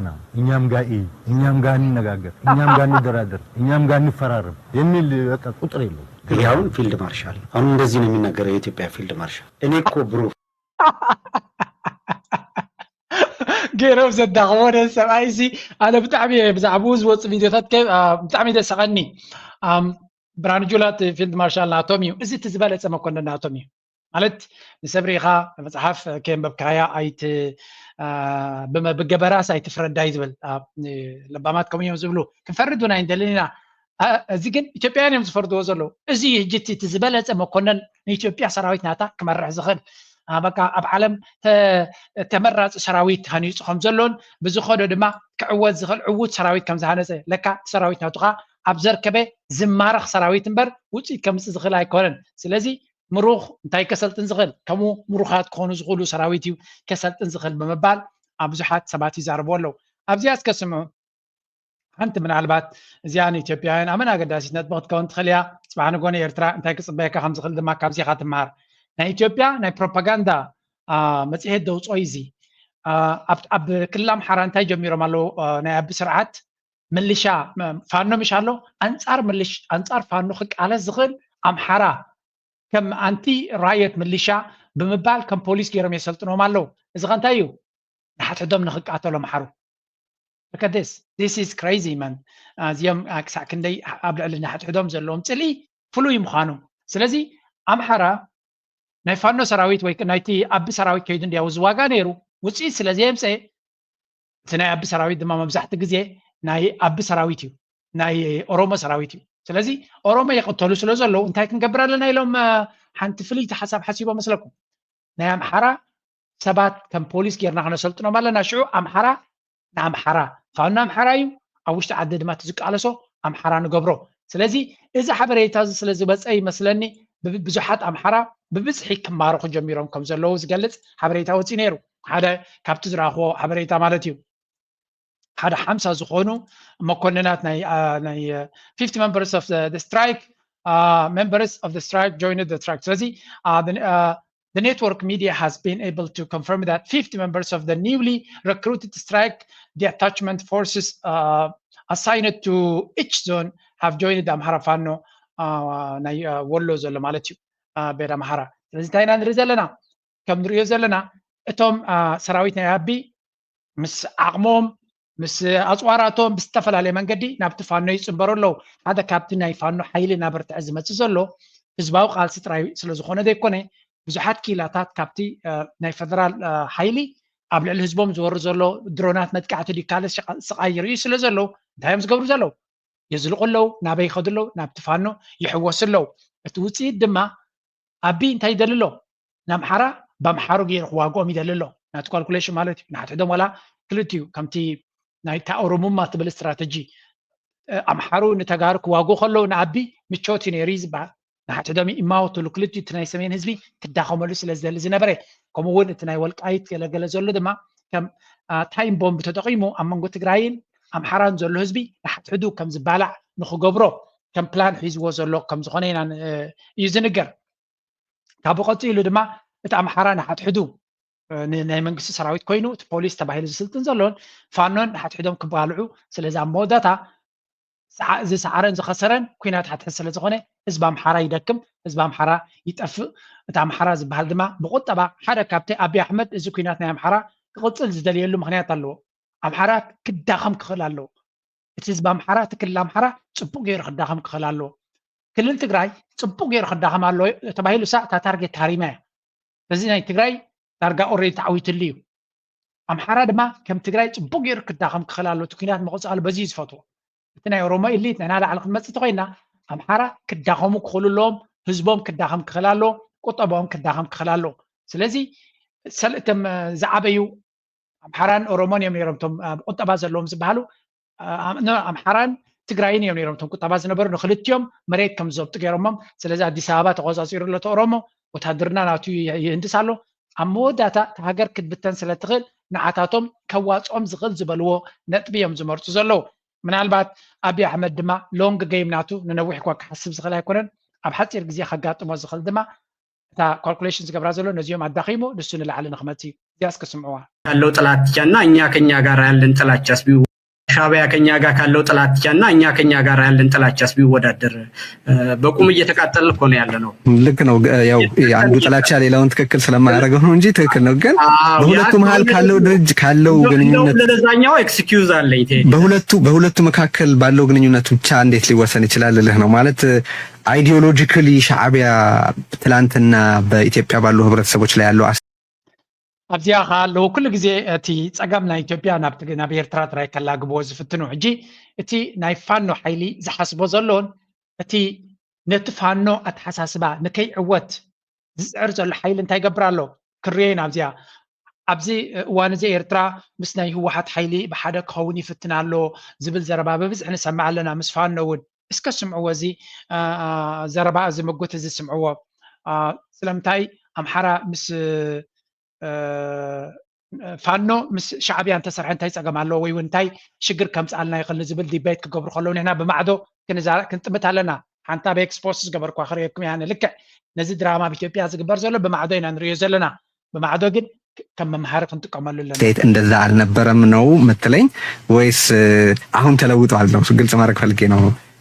ተለውጧልም አልተለወጠም ብለል አልችልም። በጋራ በሚያደርጉ ነገሮች ቅሬታዎች እንዳሉ የነበሩ ነገሮችን ደፍጥጦ ለማጥፋት አይደለም፣ የነበሩ የታሪክ ሂደቶችን ዘግቶ አሁን ላለብን የጋራ ጉዳይ ግን የጋራ በሚያደርጉ ነገሮች መስራት በዓለም አቀፍ ግንኙነት ውስጥ የተለመደ ነገር ነው። ኤርትራ ራሱን የቻለ ሌላ ሀገር ነው። ከኢትዮጵያ ጋር ሌላ የጸብም ታሪክ አለን። ቅድም መግቢያ ላይ እንዳልኩት የጦርነት ታሪክ አለን፣ የአብሮነት ታሪክ አለን። አሁን በምንገኝበት ሁኔታ ውስጥ ግን በጋራ በሚያግባባን ነገር ውስጥ በአማራ ህዝብ ላይ የህልውና ትግል እያለ የትግራይ ህዝብም እንደዚሁ በሲጅ ሲያሰቃየው የሚኖር አሁንም ቢሆን ያልተፈታ ሁኔታ ባለበት ሁኔታ የኦሮሞም ህዝብ ጦርነት ውስጥ ያለ አጠቃላይ ኢትዮጵያንም ቀጠናውንም የሚያምሰው ካለ ይሄንን ስርዓት በማስወገድ በልኩ በሚያግባባን ጉዳይ ላይ በጋራ መስራት ከታሪካዊ ጠላት ጋር መተባበር ሆኖ ሊታይ አይችልም። እስከ ሶታሪቶ ናቱ ሐሳብ ጽቡቅ ገይሩ ንኽርዳእና ኢለ ደምፃ ዘለኹ ፖለቲካ ማለት ድማ ከምዚ እዩ። ምስ ሻዕብያ ታሪካዊ ኣመፃፅኣ ኣለና፣ ምስ ኤርትራ ታሪካዊ መረዳእታ ኣለዋ። ኢትዮጵያ ሕማቅን ፅቡቅን ኣለዋ፣ ክልቲኡ ታሪክ ኣለዋ ኢሉ ምስ ሻዕብያ ወይ እውን ምስ ኤርትራ ምስራሕ ማለት ኣብዚ ምስ ፀላኢካ ምዕባር ማለት ከም ዘይኮነ ንኸረድኦም ኢሉ እዩ። መጀመርያ ህዝቢ ትግራይ መን ይደሳቅዮ ዘሎ ኢልዎ። ድሕሪ ውዕል ፕሪቶርያን ህዝቢ ትግራይ ረድኤትን እኽልን ማይን ከም ዘይረክብ ገይሩ ደሳቅዮ ዘሎ ሻዕብያ ድዩ? ኖ ኣቢዩ። እቶም ተጋሩ ግን ኣብ ሓንጎሎም ዝተወቀጠ ፀገም ስለ ዘለዎም በዓል እዚ ናብ ኤርትራ ጥራይ መልሓሶም ክግትሩ ኢኻ ትሪኦም። ኣቢዩ ቤላ ገይሩ ህዝቢ ትግራይ ዘዳቀቆ ዘሎ። ውዕል ፕሪቶርያ 22 እዩ ተፈሪሙ 3 ዓመት ገይሩ ኣሎ። ህዝቢ ትግራይ ከመይ ኩነታት ወሪዱ ኣሎ? ዋይዛ መን እዩ ከምኡ ዝገብሮ ዘሎ? መይቢ ተጋሩ ባዕሎም ወይ እውን ኣቢዩ ከምኡ ዝገብሮም ዘሎ ፋይን። ስለዚ ናብ ሻዕብያ 3 ዓመት ገይሩ ኣለኹም 3 ዓመት ዝነበረ ካልእ ስቶሪ እዩ። ሕጂ ግን ኣቢ ንተጋሩ ይቅጥቅጦም ኣሎ። ንህዝቢ ኣምሓራ ዘሳቅዮ ዘሎ፣ ብድሮና ዝሃርሞ ዘሎ፣ ብጥሜት ዘሳቅዮ ዘሎ፣ ብትምህርቲ ዘደንቅሮ ዘሎ፣ ድሕሪት ኣትሪፍዎ ዘሎ መን እዩ? ሻዕብያ ኣይኮነን። መን እዩ ከምኡ ዝገብሮ ዘሎ? ኣቢ ዝበሃል ፀላኢ እዩ። ንህዝቢ ኦሮሞ ሸኔ ኣንፃሩ ንክቃለስ ዝገብሮ ዘሎ፣ ኣብ ሶማልያ ኣንፃሩ ንክቃለስ ዝገብሮም ዘሎ መን እዩ? ስለዚ ኣብ ኢትዮጵያ ዘሎ ውሽጣዊ ፀገም መበገሲ ናቱ ሓደ ሰብ እዩ። እሱ ድማ ኣቢ ዝበሃል ንኣምሓሩ ዘሳቂ ዘሎ እዩ፣ ንተጋሩ ዘሳቂ ዘሎ እዩ፣ ንኦሮሞ ዘሳቂ ዘሎ እዩ። ስለዚ ነዚ ንኩልና ዘሳቅየና ዘሎ ንምእላይ ብሓደ ኮይና ካልእ ሓገዝ ክሕግዘና ዝኽእል ሓይሊ ንዕኡ እውን ስቃት ዝፈጥረሉ ነገር እንተሎ ምስኡ ምስራሕ እንታይ ሓጢኣት ኣለዎ እናበለ ዝዛረብ ዘሎ። እዚ ዲቤት እዚ ድማ ኣገዳሲ ዲቤት እዩ። ኣብ ተግባር ክበፅሕ ኣይበፅሕን ሓደ እቲ ናይ ኢትዮጵያ ዝተፈላለዩ ወገናት ዘለው ኣብዚኣ ቻርት ከርእየኩም ሓሲበ ፀኒሐ ኣጋጣሚ ምስ ግዜ ገዲፍና እምበር እዚ ቻርት ዝረእይዎ እዚ እቲ ክልል ናይ ኢትዮጵያ ዝበሃል እዩ። ኣብዚ ሕጂ ብክልተ መንገዲ ክንሪኦ ስለ ዘለኹ እየ ዝዛረብ ዘለኹ እዚ ኩነታት እዚ እዚ እቲ ክልል ኣምሓራ ዝበሃል እታ ናይ ቀደም ካርታ ናይ ክልል ትግራይ ኢና ንርኢ ዘለና እምበር ሕጂ እቲ ምዕራብ ትግራይ ኣምሓራ እዩ ሒዝዎ ዘሎ እዩ ዝበሃል ዘሎ። ስለዚ እቲ ዓፋር ኩሉ እዚ ቦታታት ክትሪኦ ከለካ እቲ ኣዲስ ኣበባ መንጎ ኣብቲ ናይ ክልል ኦሮሚያ ዝበሃል እዩ ዘሎ። እዚኣ እታ ጉዳይ እቲያ ኤርትራ ኣብይ ኣሕመድ ክመፅኦም እንተኮይኑ ቤኒ ክመፅኦም ዝኽእል ክትብል ክትክእል ኣለካ። እታ ቀዳመይቲ ካልኩሌሽን ዝፍትና ዝነበረ ምስ ኣምሓራ ቡ ገይሩ ቀዳመይቲ ኣብታ መጀመርያ ኩነታት ኣምፂአልኩም ነይረ ቅድሚ ሕጂ እውን ክደግመልኩም እየ። ብኣግኡ ኣቢ ክብገስ ከሎ ዕላማ ናቱ ነቶም ደብረፅዮንን ንጌታቸው ረዳን ውዕል ፕሪቶርያ ፈሪሞም ምስ መፁ ኣብ ኣዲስ ኣበባ ብፍሉይ ፅምብል ዝተቀበለሎም ግዜ ሓደ ነገር ይሓቲትዎ። ሰራዊትኩም ዕጥቂ ከየውረደ ከሎ ምስ ረስኑ ከሎ ዝሞተ ድሓን ረስዕዎም ኣይግድሶን ኢና ኣቢ ነቶም ተሪፎም ዘለው ምሳይ ኮይኖም ኣብኡ ከለና ብረስናትና ቀይ ባሕሪ ክንሕዝ ምሳይ ክትከዱ ትኽእሉ ዶ ኢልዎም። ብኸምኡ እዩ ኣብ ኣዳራሽ ኣምፅኡ ንፃድቃንን ንጌታቸው ረዳን ቤላ ባድላታት ከዲኑ መዳልያታት ክሽልሞም ጀሚሩ ኢሚድየት ነዛ ሕቶ እዚኣ ሓቲትዎ። ንሳቶም ድማ ሕማም ኣለካ ደ ስቃ ንሕና ሕጂ ብክንደይ ስቃይ ካብ ሞት ተሪፉ ዘሎ ህዝቢ ናብ ውግእ ከነበግሶ ይንኽእል ኢና ኢሎሞ እምበር ገለ ነዚኣ እያ ነይራ ኩልል ዘብላ ነይሩ። እቲ ፃድቃን ዝበሃል ኩሉ ግዜ ናይ ቀይ ባሕሪ ሕማም ስለ ዘለዎ ኣብ ርእሱ ነቲ ሓሳብ ዝተቐበላ እዩ ዝመስል። ጌታቸው ረዳ እውን ዝነፀጋ ኣይመስለንን፣ ግን ኣብቲ ሜይን ህወሓት ዝበሃል ተቐባልነት ኣይረኸበን እዚ ሓሳብ እዚ። ንሕና ሕጂ ኣብ ተወሳኺ ኩናት ክነኣቱ ይደልና። ስለዚ እታ ዘረባ ንሳያ ላዕልን ታሕትን ሓጎፅ ጎፅጎፅጎፅ ነቲ ሰራዊት ናይ ትግራይ መን ይቋፀሮ ድማ ትዛዕበየ ዲቤት ዝነበረ ብድሕሪ መጋረጃ ንሱ ነይሩ። ስለዚ በዓል ደብረፅዮን ፀልኦም ዘሎ ገለመለ ብመሰረቱ ንሳቶም ወን ኤርትራ ስለዝደንገጹላ ክከላኸሉላ ስለዝፈተኑ ይኮኑን ኣብታ መድረክ እትያ ኣዝዮም ተዳኺሞም ስለዝነበሩ ካብ ሓደ ኩናት ናብ ካልእ ኩናት ነቲ ህዝቢ ሒዞም ክኸዱ ስለዘይደለዩ ስለዚ እቲ ካልኩሌሽን ናይ ኣብ ዝነበረ እዚ ክኸውን ከሎ ኣተሓይዛ ሕጂ ድሕሪት መሊሰ ምስ እሶም ዝብልዎ ዘለዉ ንስማዕ እዩ ደግሞ ግንኙነቱ መልካም ነው ተብሎ የኢትዮጵያ ህዝብም አጠቃላይ የኤርትራ ህዝብም ደግፎ ስንት ድግስና ስንት ጭብጨባ የነበረበት ታሪክ ነበረን ከ3 ዓመትና ከ4 ዓመት በፊትና ያኔ ተቃውሞ ነበር አይደል አንተ ግንኙነቱ በቅጡ ይሁን ነው መንገዱን አልተቀበልከውም ነበር ካቶልደቱ ጋራ በነበረን ሸገር ቴሌቪዥን ላይ አስታውሳለሁ እኔ መጀመሪያ ግጭቱም ሆነ ጸው ያለው በድንበርም ያለው በሁለቱ ድርጅቶችም ስለሆነ ከትግራይ ህዝብም ጋር በተለይም ከህዋትም ጋር ችግር የፈጠሩት ከዛ ይሁን እንጂ አልፎ በሚደረግ ነገር ውስጥ እንደውም ለሌላ ላልተገባ ግንኙነትና ከህዋት ጋር የተጣሉት ሁሉ ሰዎች እጅንታይም ዝብሉ ዘለው አብይ አህመድ ምስ መንግስቲ ኤርትራ ክረዳዳ ከሎ አቢ ፍናን ዘሎ መንገዲ ከም ጽቡቕ ነገር ይቆጸር ነይሩ ሕጂ ንሕና ንረብሓና ምሓሩ ምስ ኤርትራ ክንሰርሕ ከለና ስለምንታይ ክዕደት ናይ ሃገራውነት ይኸውን ዝብል ስነ መጎት እዮም ዝጥቀሙ ዘለው ኩሉ እዚ ዲቤት እዚ ኤርትራ እንታይ ክብሎም እዩ ንኤርትራ ነግደፎ እቲ ናቶም ዲቤት ናቶም ፖለቲካል ዲስኮርስ ድማ ካብ ማዕዶ ክንሪኦ ክንክእል ኣለና ኩላ እዚኣ ኣነ ኣቤክስ ብንጹር ፖስት ገይረ ነይረ ስለምንታይ ዘርእየኩም ዘለኹ እቲ ዕላማ ምዝ ንዛረቦ ዘለና ዝተሓሓዝ ስለ ዝኾነ እንታይ ኢለ ፖስት ገይረ ነይረ ኤርትራ ኣብዚ ዋን እዚ ነቲ ናይ ኢትዮጵያ ኤሊት እውን ከነፍልጦ ዘለና እዚ እዩ ኤርትራ ነቲ ኩነታት ብማዕደ እያ ትጥምቶ ዘላ ኣብዚ ዋን እዚ ድሕሪ እቲ ውዕል ፕሪቶሪያ ኤርትራ ካብቲ ኩነታት ኣልያ ኣብይ ኣሕመድ ንሃገሩ ናብ ጥፍኣት ሒዝዋ ክኸይድ ከሎ ንዕዘብ ኣለና ኦፍኮርስ ኤርትራ ኣብቲ ቅድሚ ዝተወሰነ ግዜ መንግስቲ ኢትዮጵያ ከም ዝምስክረላ ዝነበረ ንፅቡቕ ናይቲ ሃገር እያ ትሰርሕ ነይራ ኣብይ ኣሕመድ ይኹን ካልኦት መኮንናት ናቱ ድማ ኤርትራ ኣመና ዝሓገዘትና ሃገር እያ ብምባል መጊሶማ እዮም ኣብቲ ግዜቲ ድሕሪ ውዕል ፕሪቶሪያ ድማ ኤርትራ ሸረፋ ሒዛ ፀቃ ሒዛ ጠጠው ኢላ ኣላ ኣብ ኢትዮጵያ ዘጋጥም ዘሎ ሕጂ ሓደ ዘይብቁዕ መራሒ ነቲ ህዝቢ ብየማንን ፀጋምን ክቐትል ውዕል ኣሎ ሓንሳብ ብድሮናት ሓንሳብ ብዶሽካ ሓንሳብ ብሰራዊቱ እናገበረ ክቐትል ውዕል ኣሎ ካልኣይ ኢትዮጵያ ኤሊት ናይታ ኣብ 4 ኪሎ ዘሎ ናብ ጥቁ ዘሎን ኣክንዲ ሽግሮም ባዕሎም ዝፈትሑ ናብ ኤርትራ ከፀግዕዎ ይፍትኑ ከም ዘለውን እዚ ድማ ነቲ ዝለመድዎ ናይ ዓለም ለኸ ደገፍን ረድኤትን ንክረኽቡ እዩ እንተኾነ ዩኤስኤድ መይቲ ስለ ዘሎ ቀዳማይ ነቲ ኩናት ዘነሃህር ዝነበረ ሓይሊ እሱ መይቲ ስለ ዘሎ ዶናልድ ትራምፕ ዝገብሮ ዘሎ ታሪፍን ካልእን ድማ ንኤውሮጳ ኣብ ካልእ ሽግራ እትይዎም ስለ ዘሎ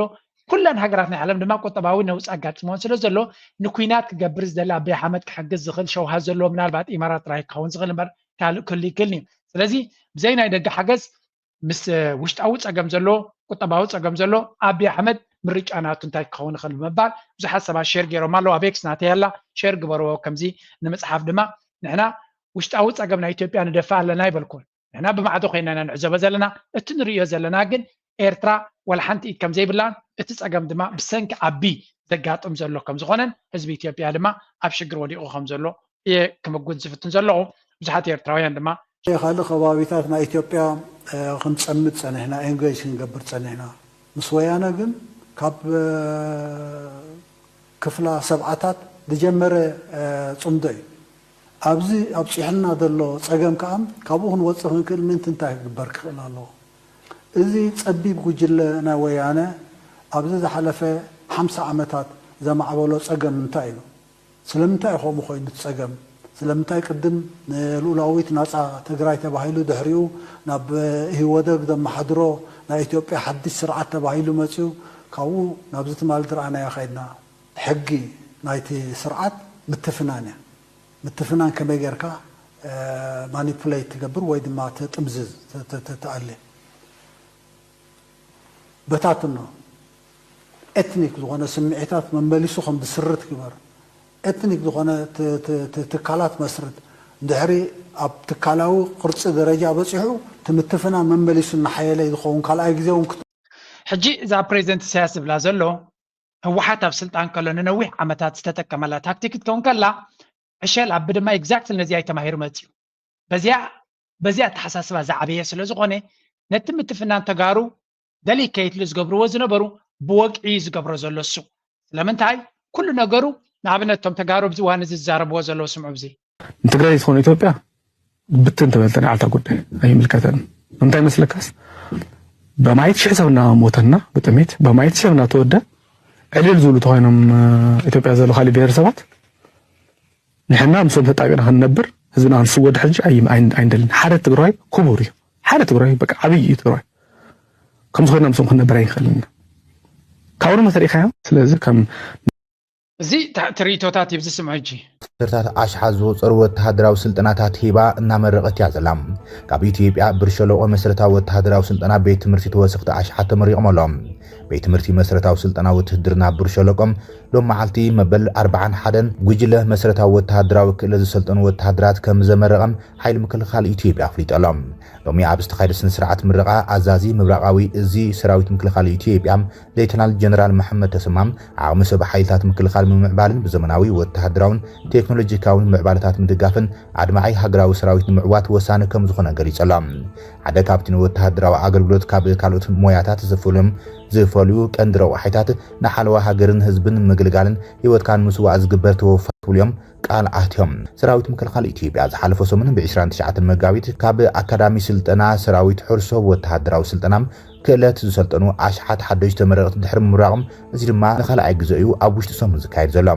ብተመሳሳሊ መንግስቲ ክልል ኣምሓራ ኣብዚ ሕዝዋን ብዓሰርታት ኣሽሓት ዝቑፀሩ መንእስያት ኣብ ኣድማ ብተናን ምልሻን ብዝብል በብእዋኑ ፖሊስን ዕጡቃትን የመረቐ ከም ዘሎ ፀብጻባት የመላኸተሎም እቶም ሰልጠንቲ ዘላቂ ሰላም ኣብ ምውሓስ ብድሆታት ኣብ ምብዳም ኣብ ሰላም ድሕነትን ልምዓትን ትክልል ጥራሕ ዘይኮነስ ኣብ ምሕላው ሃገራዊ ድሕነትን ኣበርክቶ ክገብሩም ሩይ ሓላፍነት ክወስዱ ተፅቢት ይግበር ክብል እዮም ሓላፊ ቢሮ ሰላምን ድሕነትን ትክልል ነበር ደሳለኝ ጣሰው ንሚድያታት ኢትዮጵያ ተዛሪቦም እዚ ኣብ ኢትዮጵያ ዝካየድ ዘሎ ወተሃደራዊ ምጥንኻራት ድማ ምናልባት እቲ ሃገር ንሓድሽ ኩናት ትዳሎ ከም ዘላ ምልክታት ክኸውን ከም ዝኽእል ብዙሓት ግምቶም ይገልጹም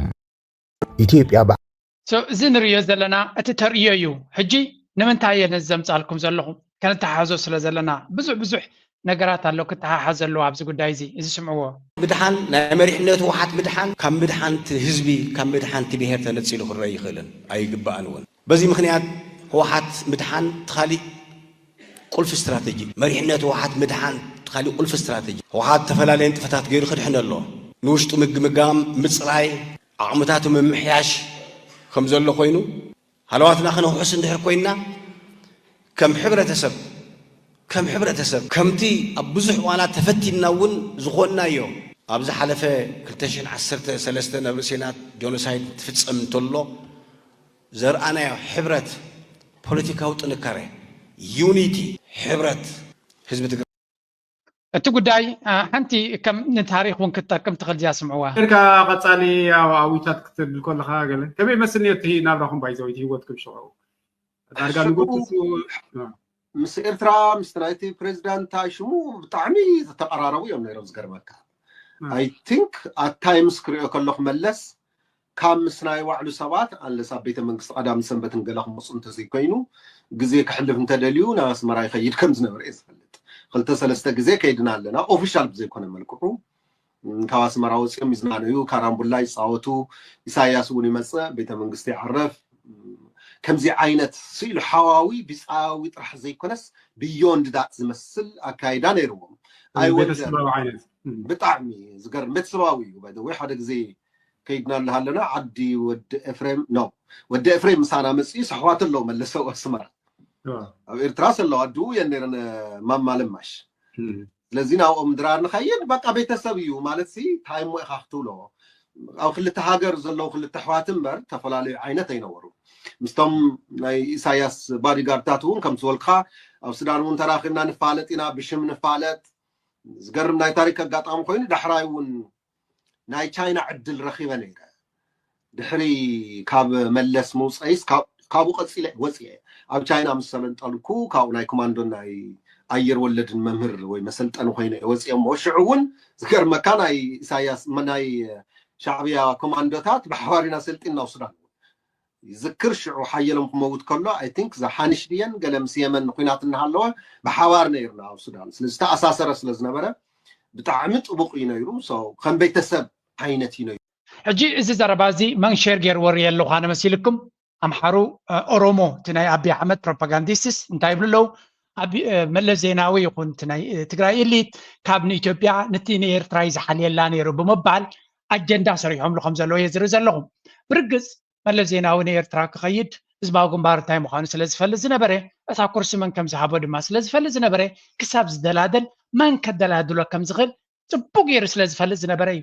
ክሳብ ዝደላደሉ ድማ ሓያል ዋን ምሳና ጸኒሖም እዮም ስለዚ እቲ ካብ ኢትዮጵያ ከጋጥም ዝኽእል ሓደ ትማሊ ኣብ ኤክስታይል ፖስት ገይሩ ነይሩ ህወሓት እንተጠለሙ እንተወሓደ 7 ዓመት ተጸብዮም ኢሉ ናይዚ ናይ ኦሮሞ ኣብደይ ትርኢ ትማሊ ኣይሶመናይ ሳለስቲ ኣብ ውሽጢ ወርሒ ካብ ኩናት ወፅዩ ክጠልም ዝፈተነ ስለዚ ተኣጣላላም እውን መን ዝያዳ ክጠልም ዝኽእል እውን ተማሂርና ኣለና እናበለ እዩ ተዛሪቡ ነይሩ ሕጂ እዚ ነዚ ዘምፃልኩም ዘለኹ ምዝያ ሕጂ ነዚ እስከስምዑ ወለን ቀነ ካምፔይን ይጀሚሩ ዘሎ ክልተ ዕላማ እዮም ዝብሮ ኩናት ኣብ ኤርትራ ከይከውን ኩናት ኣብ ትግራይ ክኸውን ትግራይ እንደገና ናብ ኢትዮጵያ ዝትኮስ ኣፅዋር መኻዚኖ ክትከውን ናይ ኣርሚ ማእኸል ክትከውን ናይ ሻዕብያ ማእኸል ክትከውን ምስ ፋኖዲ ምስ ካልኦት ይላፈኑን እዮም ዝብሎም ሻዕብያ መራኸቢ ድልድል ክትከውን ዲንቶ ክትከውን እዩ ዝድለፍ ነቲ ህዝቢ ዕርቂ ጌርካ ድሕሪ ኣረዲኻ ናትካ ይትጌጋ ዕርቂ ጌርኩም ከይተረድእዎ እኳ ኢና ንብዘር ጌጋ እዩ ሰላም ጌርኩም ከይተረድእዎ ኮይና ንብል ዘለና ንህዝቢ ኤርትራ ይኹን ንህዝቢ ትግራይ ኣወል ዘምፆ ዘረባ ሰላም ጌርኩም ከይተረድእዎ ፍታሕ ጌርኩም ከይተረድእዎ ናይዚ ሰብ እዚ ድንቁርና ይብሎኒ ድንቁርና ኣይኮነን እዚ ተንኮል ክፋእ ግን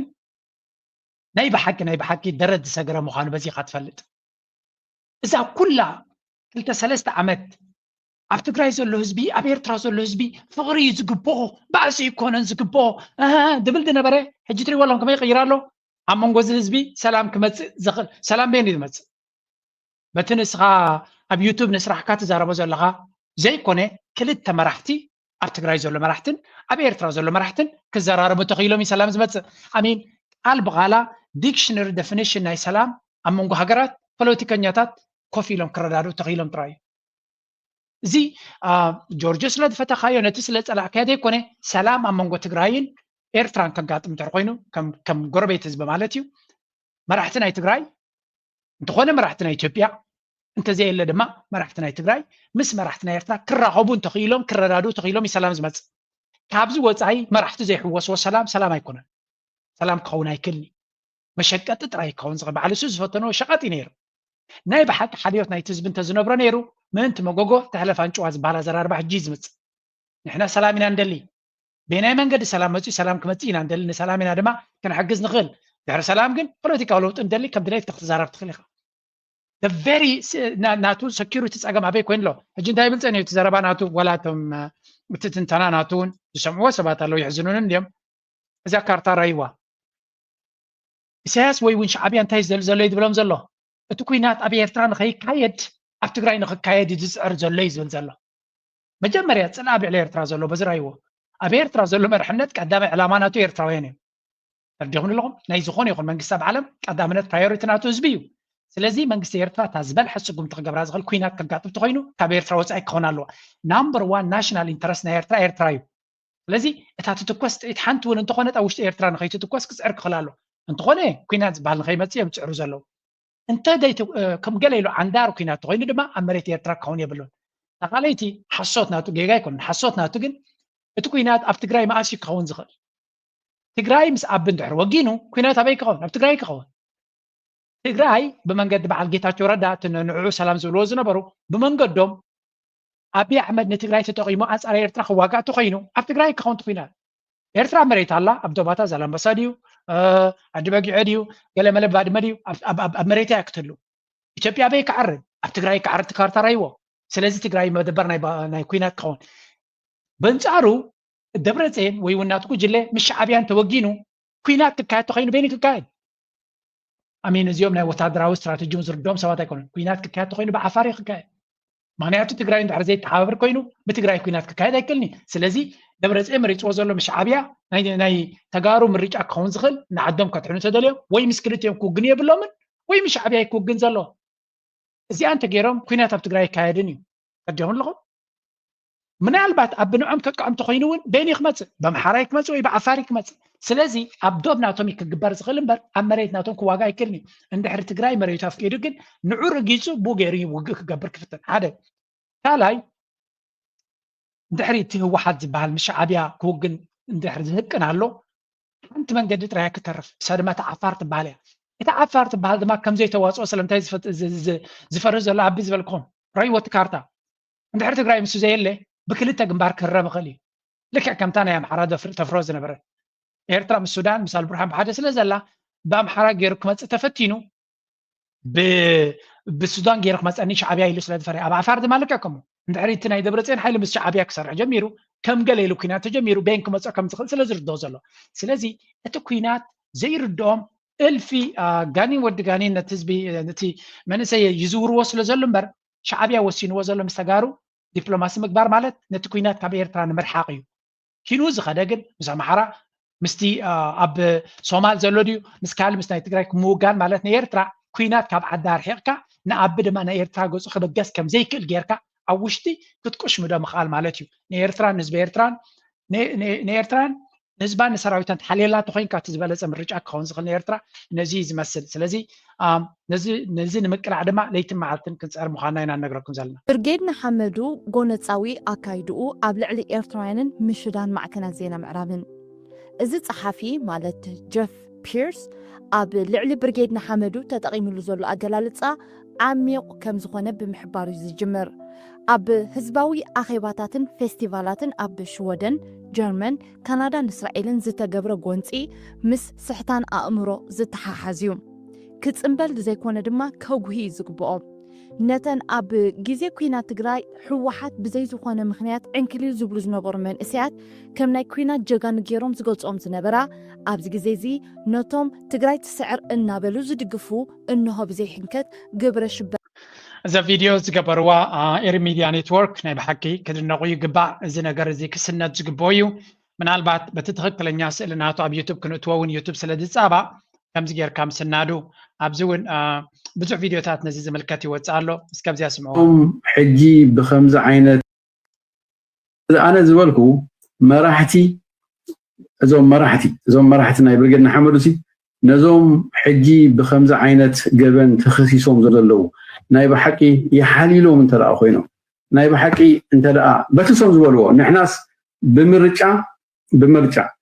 ብምርጫናስ ቫዮለንስ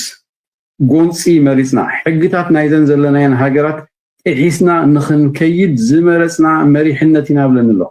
ኣብ ኤሪሳ ድመፀ ታክሊፑን ኣምፂና ኢና ዚያ ሪኻ ትኸውን ክብራ ሕጂ ኣነ ነዚኦም ኣድረስ ዝገብር ዘሎ እስኻትኩም ነዞም ዘረከስኩሞም መንእሰያት ነዞም ናይ ስነ ኣእምሮ ክኢላታት ከይተረፉ እንከላይ ዶክተር ሰላም ማለት እዩ እዞም መንእሰያት እዚኣቶም መፅናዕቲ ጌርናሎም ኢለና ኣብ ሓደ መፅናዕታ ኣብ ትራውማሲ ግሬዲንግ ሲስተም ኣሎ 30 እንተደኣ በፂሑ ሓደ ሰብ እቲ ናቱ ትራውማ ሌቨል ሓገዝ የድልዮ ኣሎ ሳይኮሎጂካል ትሪትመንት የድልዮ ኣሎ ኢና ንብል ኣብዚ ናይ ኤርትራ መንእሰያት እንከላይ ኣብ ዓዲ ዘሎ ሓቂናዮ መፅናዕቲ ጌርናሲ ወላ እኳ ሙሉእ ብሙሉእ ኮንክሉሲቭ እንተዘይኮነ መፅናዕትና እያ ትብልኖ 70 በፂሑ ናይ ኤርትራውያን ትራውማ ናይዞም መንእሰያት ትራውማሲ 70 በፂሑ ሕጂ 70 ድበፅሖ 70 ደረጃ ትራውማ ናቱ 70 ንዝበፅሐ ብከምዚ ጌርካ ከተሰልፎ ልክዕ ከምቲ ናይ ቻይልድ ሶልጀር ናብ ኩናት ምእታው ልክዕ ከምኡ እዩ ነቶም ብድሕሪት ኮይኖም ንነብሶም ዘይኣትዉ ግን ከዓ ንዕኦም ንቅድሚት ደምፅዎም እዚኦም ኣብ ልዕሊ እዞም መንእሰያት እዚኣቶም ገበን ፈፂሞም እዮም እታ ዝወሓደት ክገብርዋ ዝኽእሉ መጥሓን ተሰኪሞም ነዞም መንግስታት ናይ በዓል ጀርመን እዚ ዝመረፅናዮ ዓይነት ኣገባብ ቃልሲ እቲ ሽዑ ዝነበረ ኩነታት ገዲድና ዝገበርና ኢና ግን ቁኑዕ ኣይነበረን ንሕግታትኩም ጥሒስና ኢሎም ነዞም ኣብ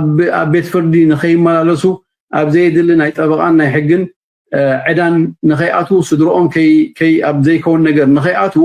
ንዕኦም ንኸድሕንዎም ኣለዎ እምበር ብርጌድ ንሓመዱ እታ ዘረባ ይቕረታ ዝፈልጡ ሰባት ከም ዘይኮኑ እኳ ምንም ዘጠራጥር የብልናን ግን እቲ ኩነታት ግን ኣበይ በፂሑ ከም ዘሎን ትማሊ ነዚ መንእሰይ እዚ ደፋፊኦም ናብ ተሓዊትዮም ንባዕሎም ካባ ወፂኦም ሂወቶም ላይፍ ስታይል ናቶም ክመርሑ ንሪኦም ኣለና ዝሕዝን እዩ لنا حدنا مسكالوت هزاب النتصيرنا كريو خلنا إرترا لعلو زخونة نجار تعودت له نجار نتلي خينو هجراو حدنا وهجراو سنيت مفتاري حزب إرترا تخبابيرو تتصواويرو تدقاقفو كنبر زغل حزبي مغا حدا لعلو زخونة نجار سريعو زأمنلون زقبلون إرترا وهجراو منت كنهنت بمغالنا عب نجار يسو لازم نزي كم حدش استي جينا خنوصل له يكونه نترخيبنا قلنا تسقى حدنتن سنيتن كنحلوه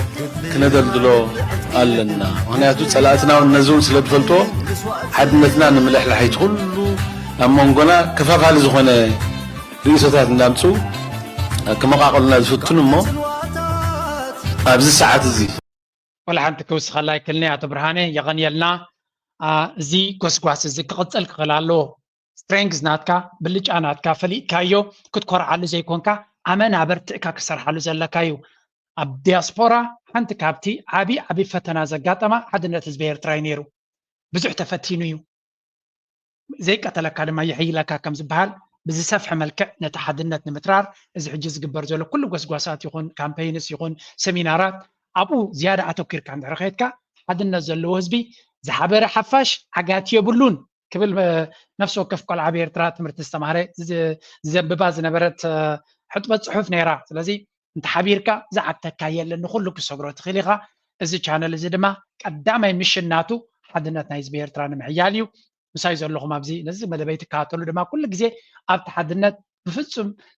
ክትካትዑን ዲስካስ ክትገብሩን ዘይትደልዩ ብምዃንኩም ቡይና ብሓደ ንቕፅል ኣጆና ድማ ነዚ ጉዳይ እዚ ክሳብ መወዳእታ ክንቃለሰሉ ኢና እናበልና